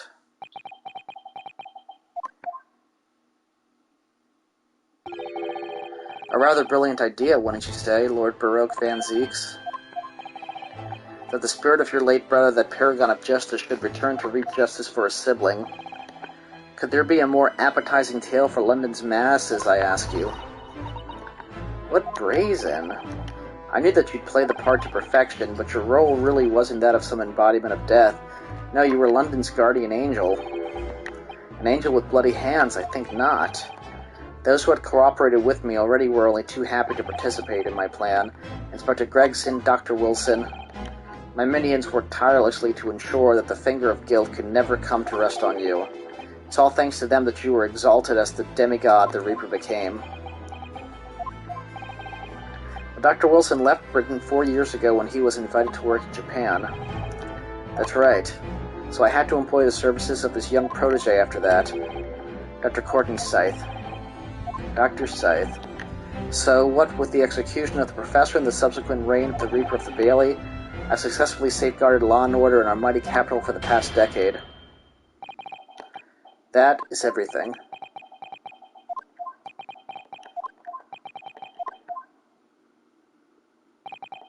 My lords, ladies, and gentlemen, I do hereby confess, it was I who sired the concept of the Reaper. However, let me say in my defense, it was all for the preservation of law and order across the entire Empire. Lord Strongheart did it. Now for built collective crimes, but still, all those who died at the Reaper's hands were rotten to the core anyway. It was all in aid of keeping London safe. There was no one left now who can reveal the precise truth of what happened 10 years ago. Therefore, the trial can go no further. Now, I would like to entreat all those present beyond those four walls. Nobody need know the truth. Even Her Majesty must be protected from this. I trust you all appreciate the importance of my request. It is, of course, for the good of the country. Can he do this? Can the trial really end now? Yeah, but somebody shot his dad, and he's not going to let that go. I have one last question. For the accused, Lord Van Zieks. What? Of course I know that you're a highly accomplished prosecutor. So I find it hard to believe that you didn't have any doubts at all. That you never suspected your older brother? Yes, the same thought occurred to me. It was only once, but yes, I couldn't say that I never had my doubts. My brother's sense of justice was extremely strong, perhaps too strong, I observed. At that time, there were members of the aristocracy who were bleeding the country dry for their own gain. And since they were nobles, they were untouchable. For my brother, it was a great source of turmoil. And coincidentally, at the same time, the professor began his terrifying reign. During the time of the professor killings, my brother did not appear to be himself. And that made you suspect? Yes, but it was only once, not more. Only once, really. Clint wasn't the culprit. That was my conclusion at the time, and I still believe that now. Do you have any evidence to support that idea? The third victim was the Lord Chief Justice at the time. It was he who had recognized my brother's potential and trained him as a prosecutor. No matter what the circumstances, it's unthinkable that my brother could have killed his friend and mentor.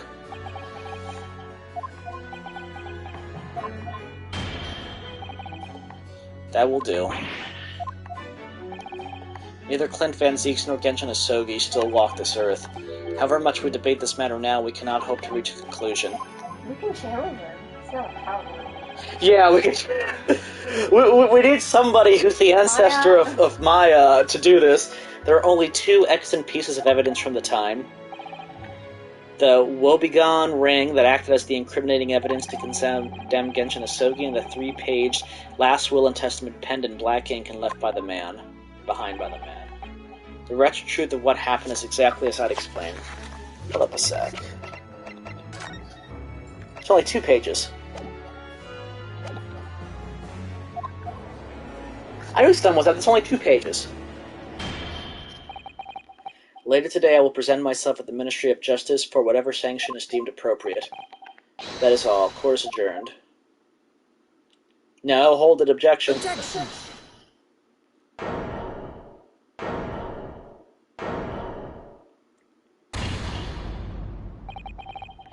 Thank you, Kazuma. Me? If it wasn't for you, I wouldn't have made this 11th hour discovery. What discovery? My lord, I'm afraid I must insist the trial continues. I beg your pardon.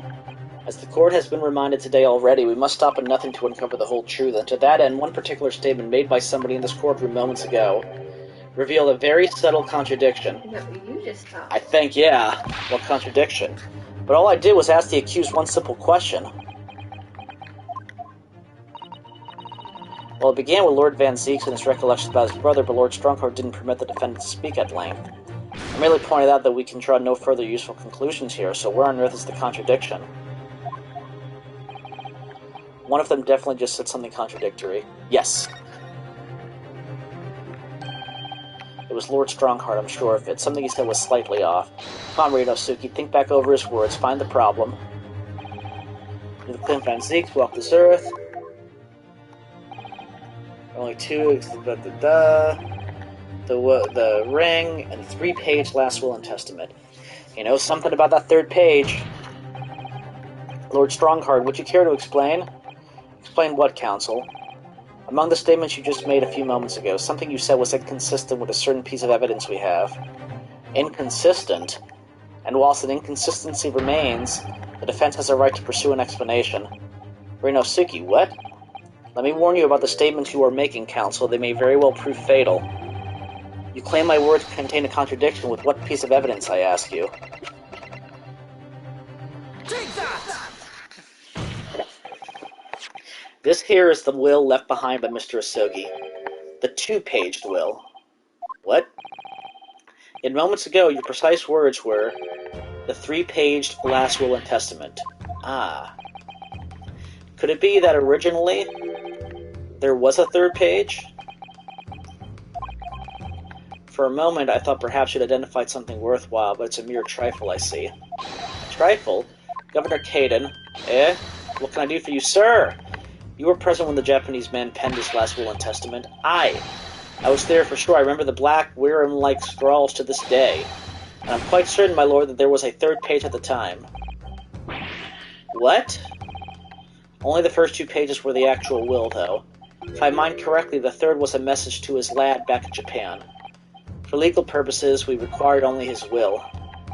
But we would nae have wanted any uncomfortable words about Britain to get back to Japan, eh?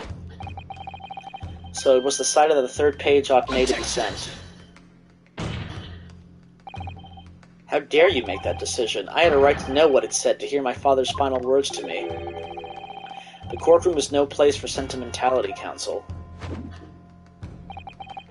As it happens, I have the 3rd page of the document with me right here now. My father's message. Whew. It will be given to you at the end of these proceedings. It'll be too late once the trial is over. We need to know what it says now. Even the slightest thing may give us a vital clue. My lord, the defense calls for Genshin Asogi's last words to his son to be read out loud before the court now. Your request is denied. The inevitably maudlin words can be of no consequence now. The prosecution agrees. The court should know the content of that message.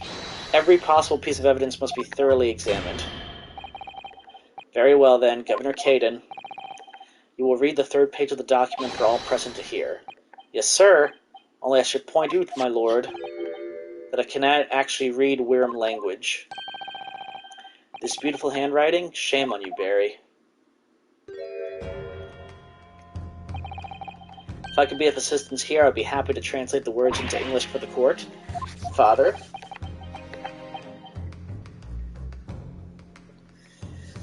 I don't know, hon. I know you're tired, but we seem to be so close to the end, I don't know what to do. You said that like 30 minutes ago. No, I didn't. Yeah. No, I didn't. But right now... Okay. Sure you don't need to get up and take a break? I need to go to bed. You're still here, are you, Dr. Mikotoba? Naturally, I consider myself a member of the judiciary, albeit a lowly one. Perhaps I should quietly withdraw after I've translated Genshin's message. Your cooperation is much appreciated.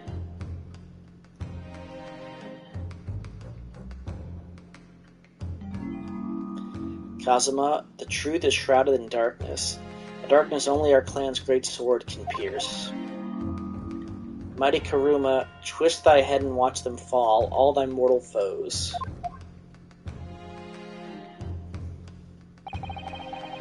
That's the end of the message, it would seem. A haiku poem, twist thy head. Father, what is Karuma? The name of the Asogi clan's famous sword. There's a message on top of the sword? A razor-sharp blade known to all, passed down for generations. It embodies the Japanese spirit. It's not known to me. It's the katana sword that was submitted as evidence early in these proceedings. The one worn by the prosecution counsel when he confronted Inspector Gregson.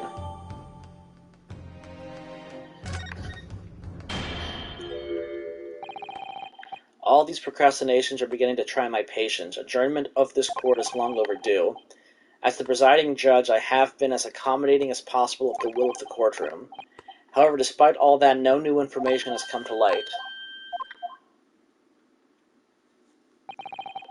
In pursuit of justice, Lord Clint Van Zieks tragically lost all sense of morality. When he murdered his former mentor, clearly he was already devoid of his normal faculties. dare you, I refuse to believe that of my brother. Too much time has passed, we can not ever hope to know more than we do now. Especially since the alleged will that he penned in his final moments appears to have been lost forever. Lord Strongheart, you appear to be in something of a hurry to wrap things up. I wonder why. We've heard you state time and again during these proceedings that everything you did was in the interest of protecting British law and order, and I stand by that. Without the Reaper, we could never have achieved the reduction in crime the capital has seen. What about Inspector Gregson, then? And Dr. Wilson? They were no criminals. You used them to achieve your ends, and then you had them killed. However you dress it up, there was nothing fair or just about that. Lord Strongheart, what exactly is it that you're hiding? Dr. Mikotoba, were you not to quietly withdraw after the translation of your former associate's will? In this courtroom, no argument carries weight unless it is supported by evidence, and it would seem that the defense has no more evidence to present. In which case, I hereby order all discourse from these proceedings to be struck from the record. This is my last chance. Mr. Naruhodo, I have to present some decisive evidence now or it's all over.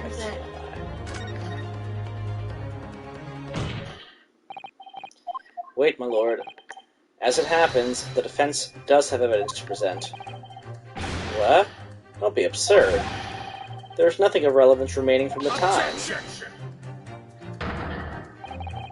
It's high time that you realize something, my lord. This gentleman has an uncanny habit of producing evidence at the final hour that had escaped everyone else's attention. Nonsense. What is it, Reinosuke? What do you have? I dare say, the final decisive piece of evidence that will reveal the whole truth about this rotten tale. How can you? Decisive? Well, it would appear there's no escaping it now, my lord. Let it be so, then. Present whatever you think you have that can settle this decade-old enigma if you're capable. Oh, boy.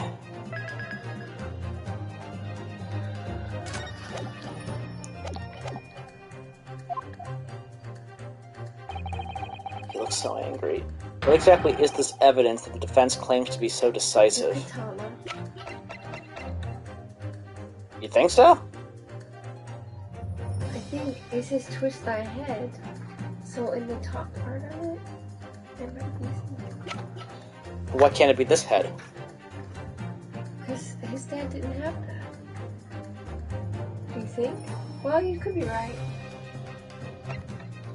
I don't know, every time I think I'm right over you, I'm not. But I mean, how would Iris and them have got it? Kazuma, the truth is shrouded in darkness, a darkness only our clan's great sword can pierce. Mighty Karuma, twist thy head and watch them fall, all thy mortal foes.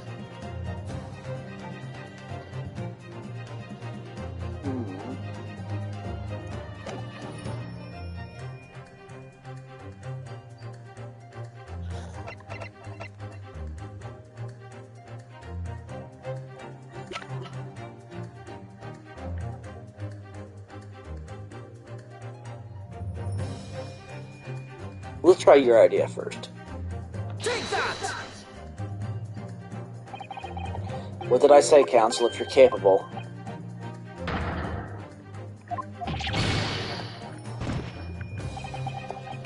Come on, Reinosuke, we know that Asogi-san negotiated with Lord Strongheart 10 years ago using the last will and testament of Lord Clint Van Zeke as bargaining power, and yet after his death that document couldn't be found in his cell at the prison. So does the fact that it was never found mean, could it still be hidden somewhere? It is in that lucky thing, yes!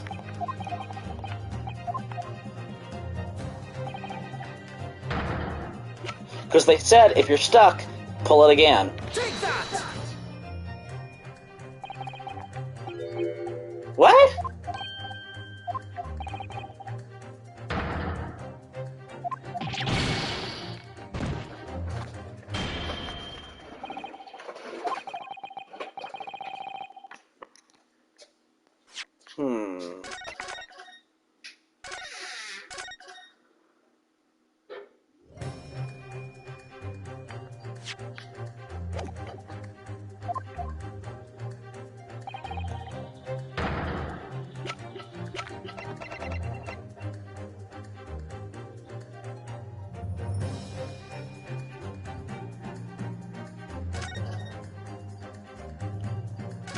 Wait a minute.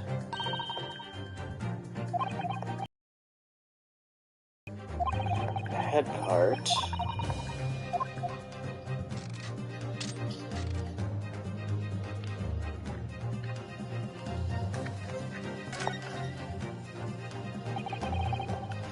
Little key.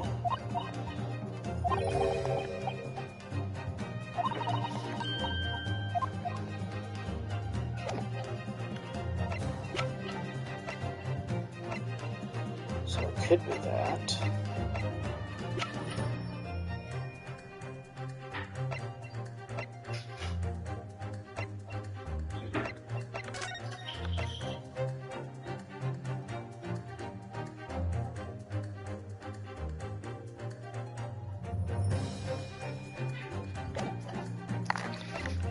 So, I do remember you can twist this head.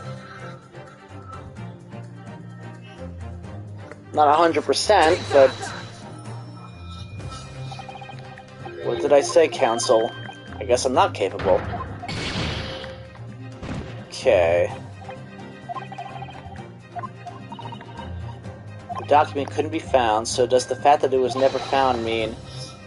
Could it still be hidden somewhere?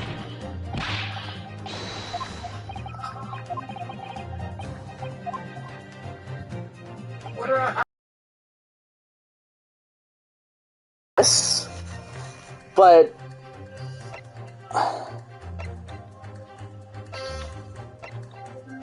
Isogi papers, and it says, Mighty Karuma, or Kabruma, twist thy head and watch them fall, all thy mortal foes.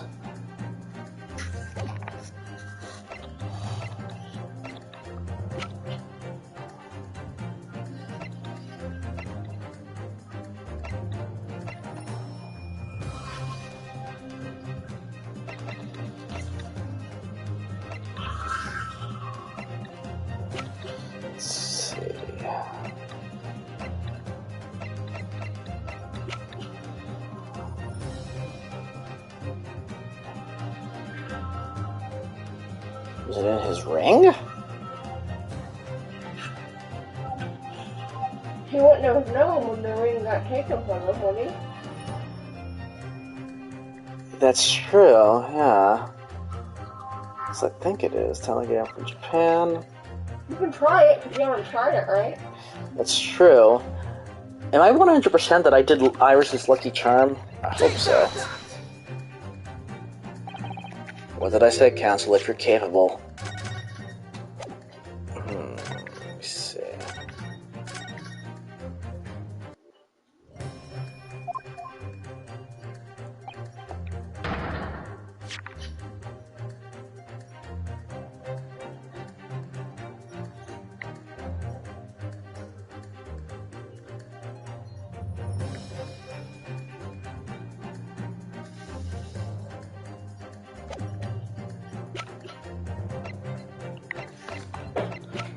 Am I sure that I did this right?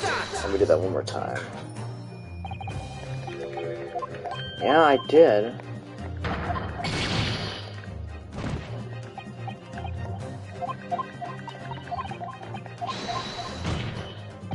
Somewhere.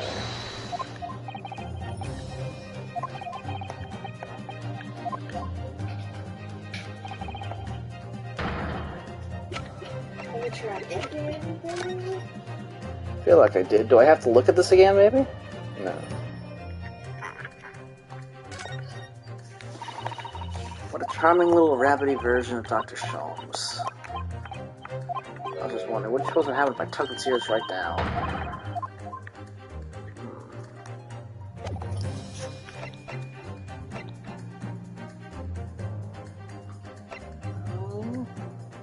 Examine his trunk. Is there anything else more in there?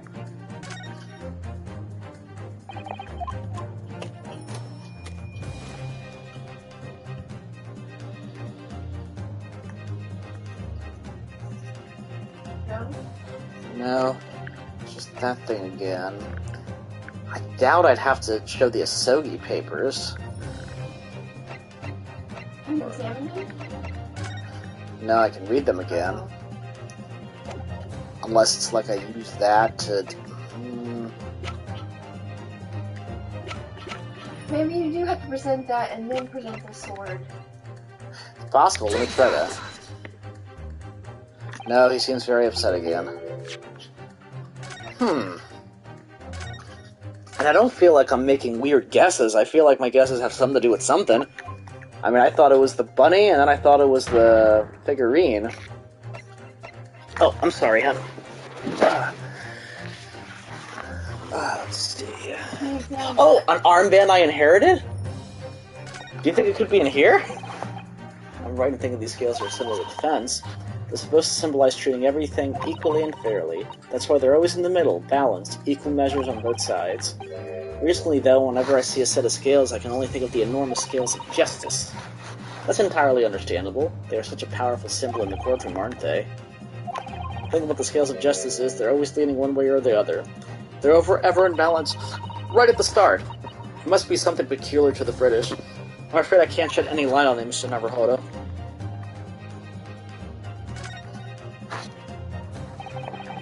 Very fine embroidery here that shows the name of the armband's owner. In this case, Kazuma Asogi. So I'm always carrying my best friend's hopes and dreams with me on my right arm just here. To be honest, it's something that weighs very heavily on me. Oh, I didn't realize it was such a burden, Mr. Naruhodo. Yes, I think it's why my right shoulder aches so much. Are you sure that's not to do with your reading in bed or the like? I wonder if it is this. What does that have to do with it?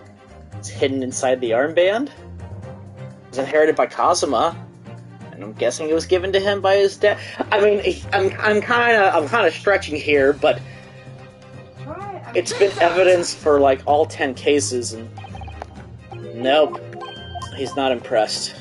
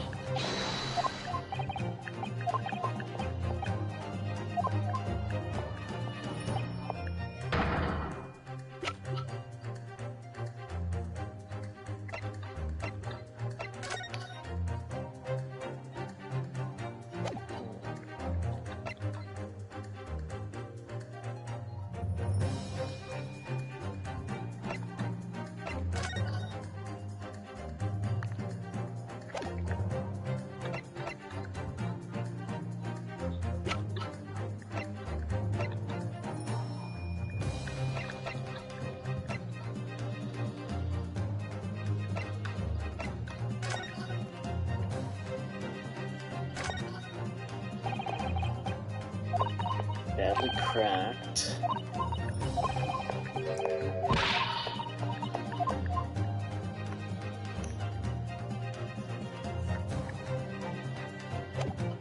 That's how you wind it.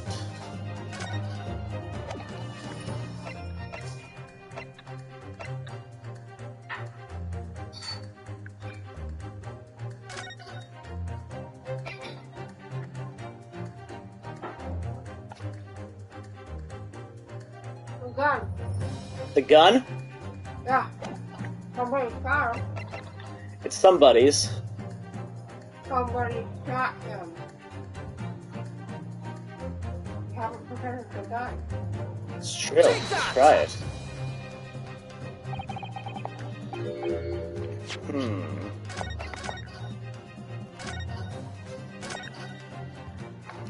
Boy, what are we missing? We haven't presented. I mean, it's true. We haven't presented the gun. What did you just present? The gun. Oh. Let's see that picture again. Is there something in plain sight there? I don't see anything on Lord Clint Van Zeeks.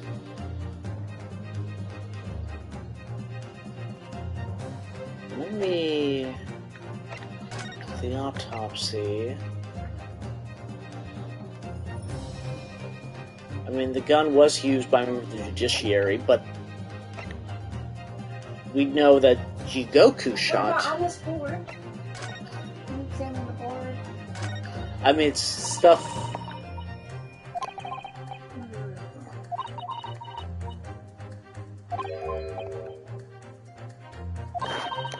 Do you remember? There was a red hairpiece at the scene. And then there, of course, was the bloody handprint from Vigil, really.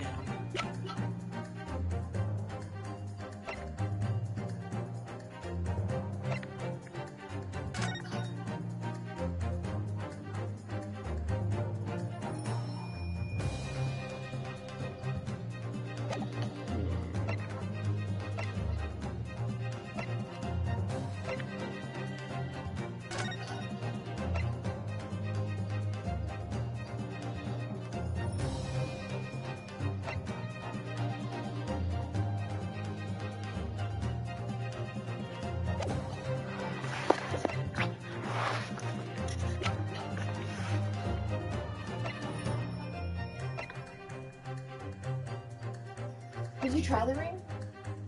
The ring? Yeah. Yeah. You did try it? Mm-hmm.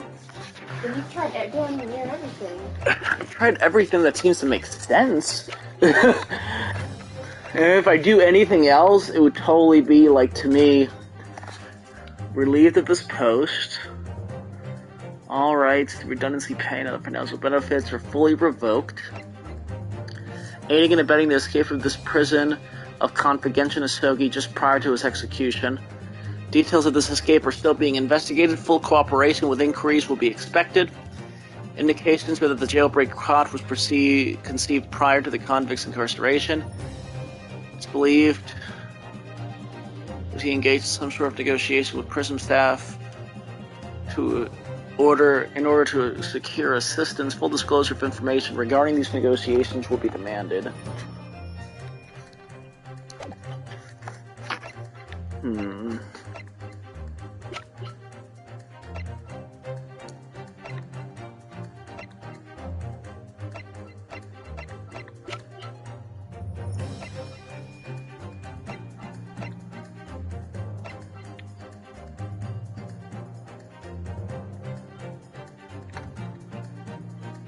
Take that!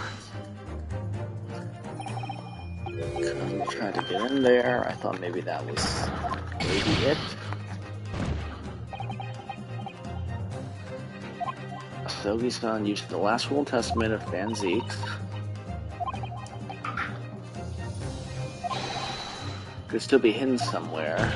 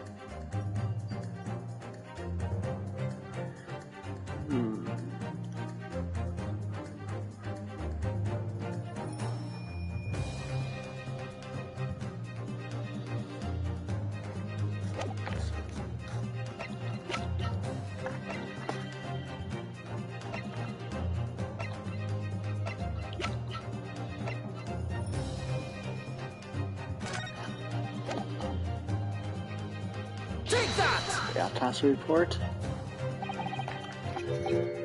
Oh boy.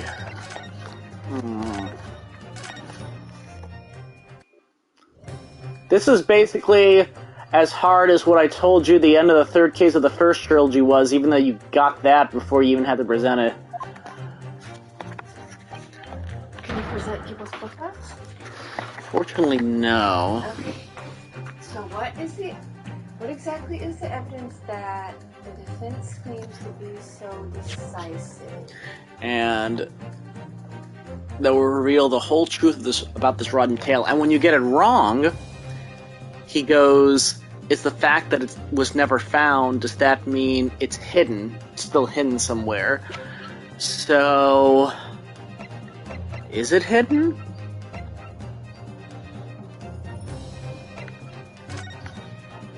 Wait. Maybe it's this? Oh, because the orders are coming down to get rid of those people? I Did you wonder. present it yet? No? Take that! Let's try it. I mean, I think this succeeded him.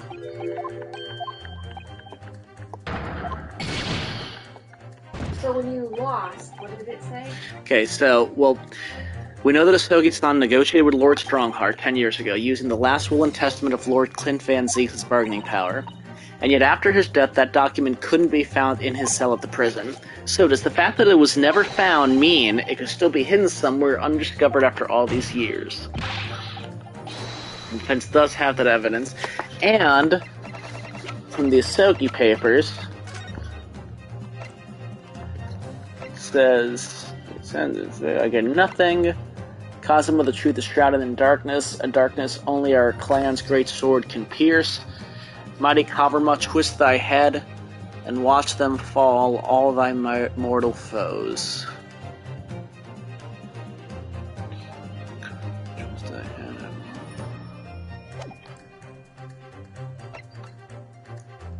I tried this because you know his sword was used on it. That didn't work. It's not this. It's not that.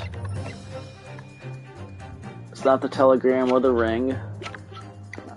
Unless we haven't. But yeah, we've investigated this ring.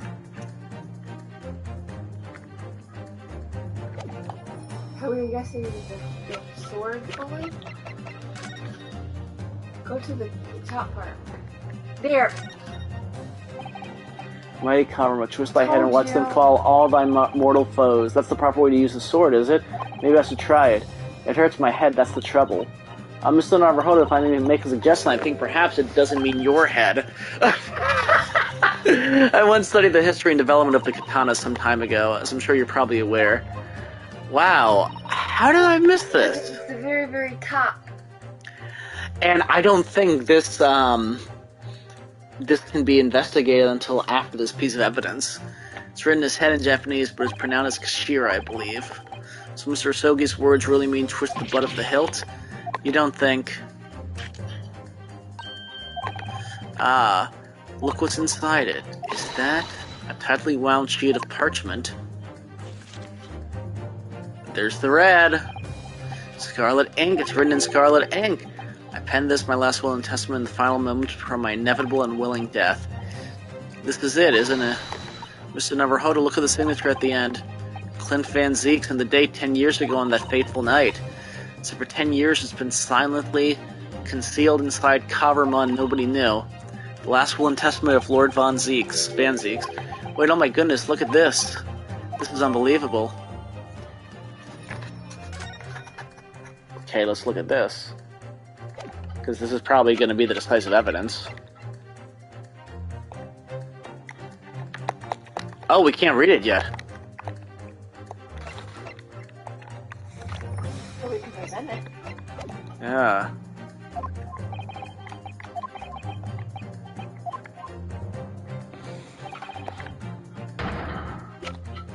Take that! There is a single piece of evidence that can clarify what really happened 10 years ago. The last will and testament of Lord Clint Van Zieks. Ha, wonderfully astute observation, I'm sure. But in case it escaped your notice, that document was lost long ago. That's right, it was. Only... I have it right here.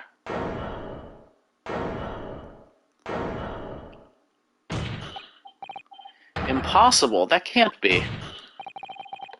Everything that has happened comes back to this will.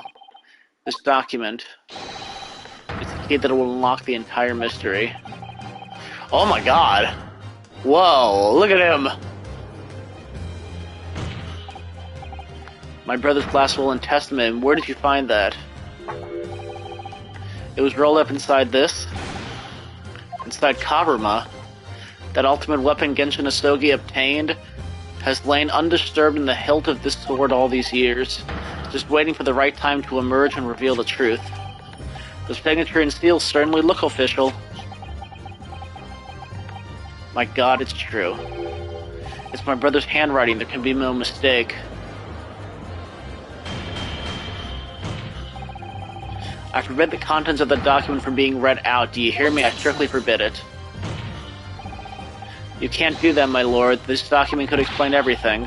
The document could literally destroy the meaning of justice in this country. I demand that you hand it to me at once. Why? What are you trying to hide? Could it be that you already know what's written on this page? What are you implying? Court is adjourned with immediate effect. Clear the courtroom. Do that, my lord. Sorry. And you'll suffer a fatal blow as Lord Chief Justice. I beg your pardon? Forcibly ending a trial without good reason? And not any trial, a closed trial by order of Her Majesty the Queen? To defy the monarch's will is treason. Man, I have not... 2 games, I've never seen this. Lord Clint Van Zieks really did kind of will that day. It's exactly as the young Japanese man said. Read it out now. We have a right to hear what's in that will. A right and a duty. Well, well, my lord. It would rather appear as though proceedings aren't going to go quite as you'd hoped. You fools. Go ahead, Ryunosuke, read it. The prosecution gives its full support. Very well, then. No, for God's sake. Oh, dear. Oh, my goodness.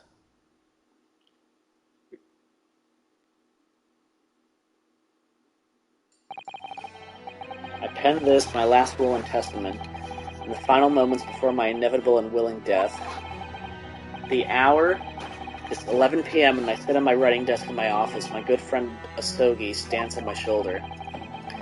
He has expressed his intent to evoke the dying ritual of the duel, that I may depart this world with honor, an honor of which I am utterly undeserving. The Japanese are a truly merciful people. I, Clint Van Zieks, Lord of the Manor of the Van Zieks Estate, hereby confess to the following. I am the killer who has come to be known in society as the Professor, guilty of 4 counts of murder. I will not here discourse the corruption rife among the aristocracy, which is to me, as one of them, so apparent. However, 6 months ago I took the life of a member of the House of Lords at the heart of the depravity.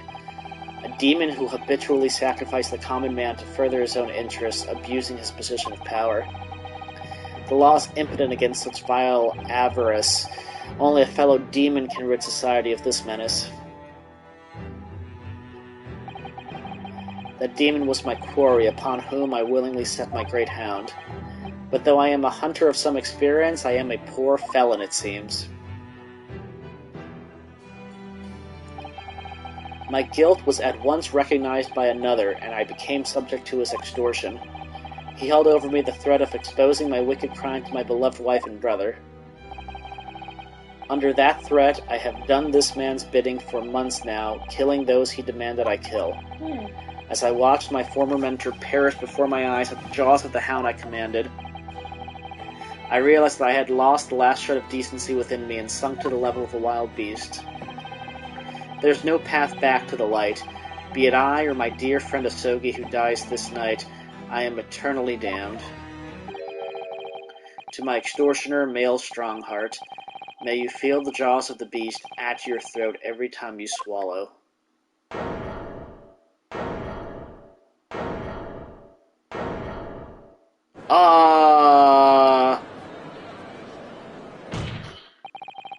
So now we know, yes, Clint Van Zieks was a murderer, but somebody was directing him and naming his victims. His extortioner, Lord Mael Strongheart, it was you. Lord Strongheart, a moment ago, you claimed that what the court has just heard could destroy justice in this country. But you weren't trying to protect justice at all. All you were trying to do was conceal the secret of your true nature and the countless lives you sacrificed up till now. Why are you smiling about this? I know, he was just saying no. It just didn't make sense to me that the third victim, the former Lord Chief Justice, was my brother's benefactor and a man of lofty principles. As I said, Clint had no possible reason to kill the man. But you did, didn't you, Lord Strongheart? To eliminate the man who stood between you and the office you'd set your sights on. So you used your own hunting dog, Lord Clint Van Zieks, to take him down. It had to be done. London's unsavory shadows are deep, and the arm of the law fails to reach their depths. Crime must be cut off at the roots, but the Lord Chief Justice at the time couldn't see that. He was weak.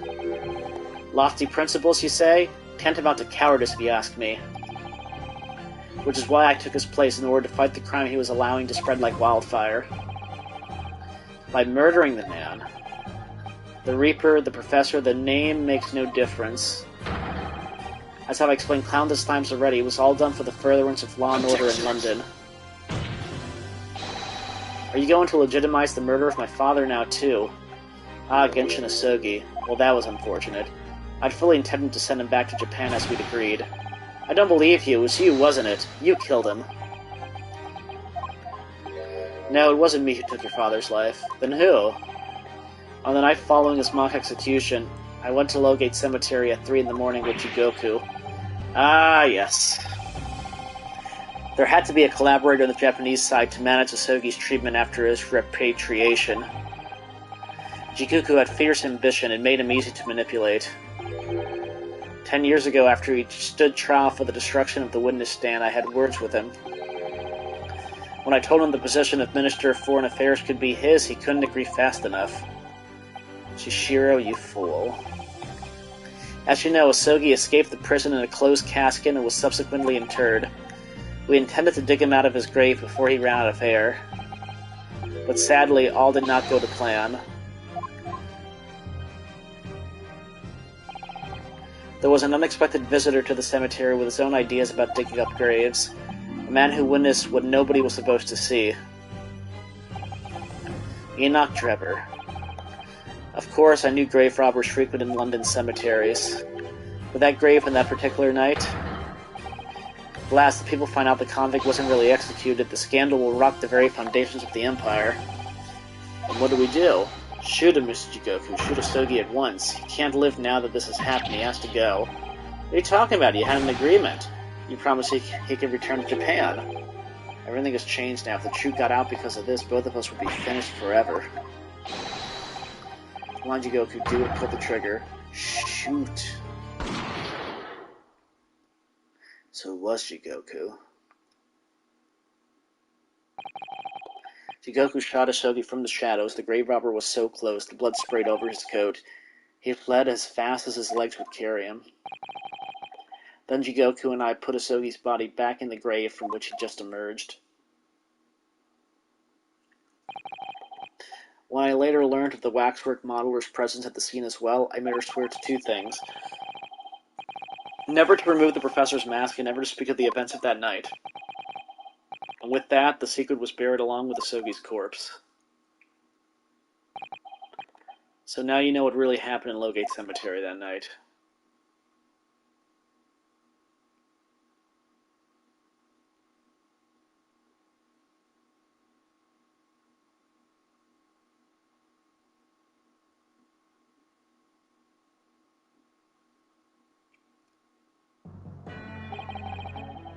It was Jigoku, your Japanese acquaintance, who killed Asogi in the end, you see. He claimed to be the man's friend, but when push came to shove, he pulled the trigger. Just before Mr. Jigoku left the courtroom earlier, he said that the assassin exchange proposal was a demand from his British counterpart, not a request. So you coerced him too, using what happened in the graveyard. At that time, Jigoku was the Minister of Foreign Affairs negotiating international treaties with Britain. You can imagine what would have happened if it came to light he'd murdered a compatriot 10 years earlier. He would have lost everything. I merely reminded him of that. How do you sleep at night? These past 10 years, I've fought tirelessly with the darker recesses of London's criminal underworld, and I've used whatever means necessary to ensure that justice prevails and law and order reigns supreme. That couldn't be further from the truth. The fact is, you haven't fought crime at all.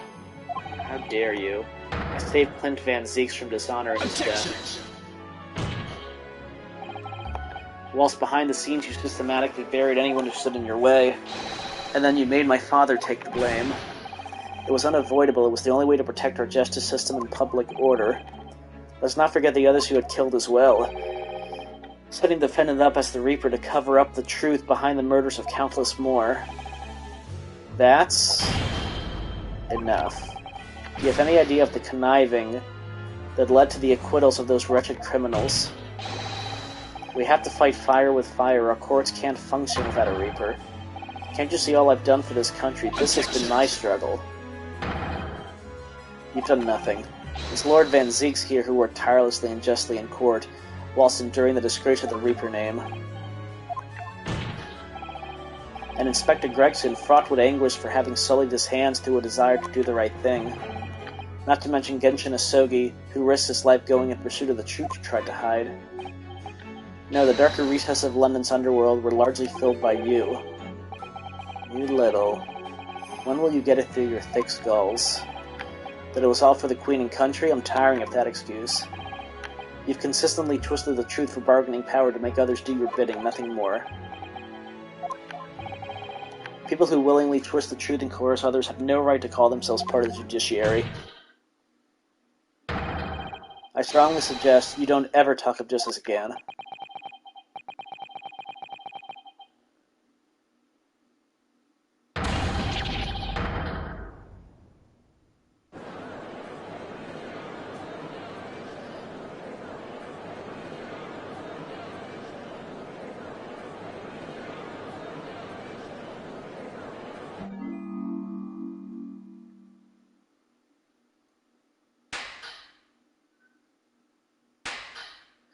Yes, can't!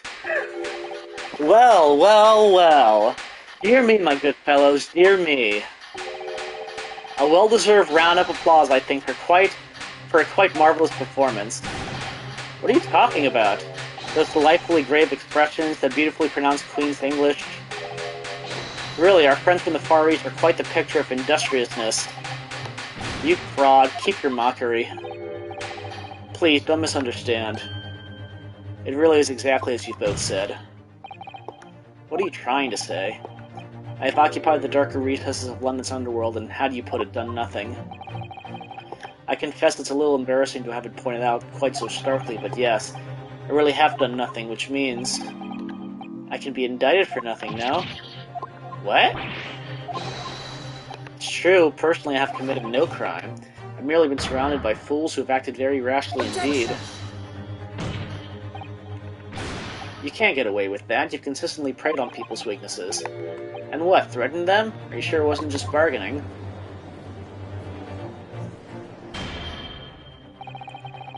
I would like to address all the good lords, ladies, and gentlemen of the judiciary here present. You all know of these darker recesses in our great capital, and deep down I believe you also know that to fight those who dwell there requires at least some of us to occupy the darkness ourselves. So let me appeal to your good sense now. Consider this situation with me. If this catalogue of horrifying revelations were to become common knowledge among the 6 million inhabitants of London, what might happen? To learn that the infamous murderer of royals and nobles was a respected member of the aristocracy himself, that evidence was fabricated in the scapegoat's trial amid secret negotiations with prosecutors, that the Reaper of the Bailey was an organized group of assassins managed by a Scotland Yard inspector, and finally, that it was all masterminded by the Lord Chief Justice himself. If the general public of Britain knew the truth, all faith in the police and the prosecutor's office would be completely lost without doubt. Public order in the capital would completely break down. We would be cast back to the lawless days of the last century. precisely as it was 100 years ago when 1 in 10 of the population were criminals. Think what we've accomplished since then, a public policing force, a comprehensive set of laws. And if we want to continue to protect this new era of law and order, I say again, we must at times occupy the darkness ourselves.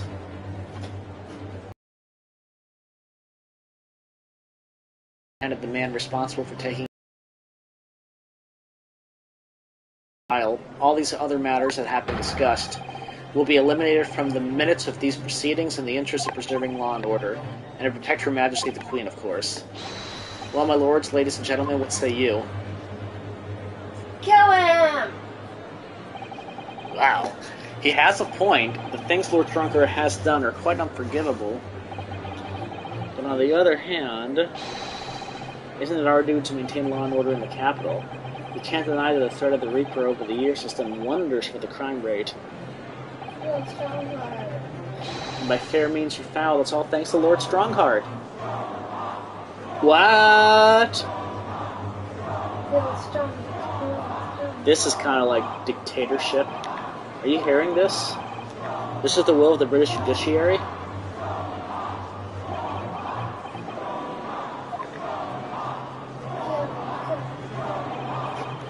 For your rousing response, friends, I express my heartfelt gratitude. Therefore, in accordance with the overwhelming wishes of the court, the record shall be erased. You have to respect the man's ability to turn a situation to his favor. Lord Strongheart really is the master of manipulation. He has conclusively proven his guilt, yet still he manages to evade justice. I just don't know what we can do. Rinosuke, it looks like this trial is really going to come to an end now. I'm almost out of options, I think. There's really only one path left for me.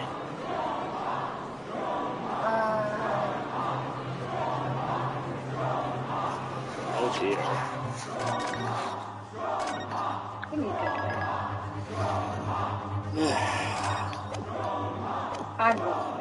I mean, the thing is that there's probably going to be a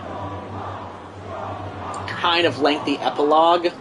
So maybe even though I want to finish this, yeah, let's leave it at him somehow turning these people into mindless masses who enjoy dictatorships and ends justify the means and just complete craziness here. And we'll have to... I don't know how this is going to resolve itself. But, alrighty. What a place to end it. Until next time I think will definitely be the last one.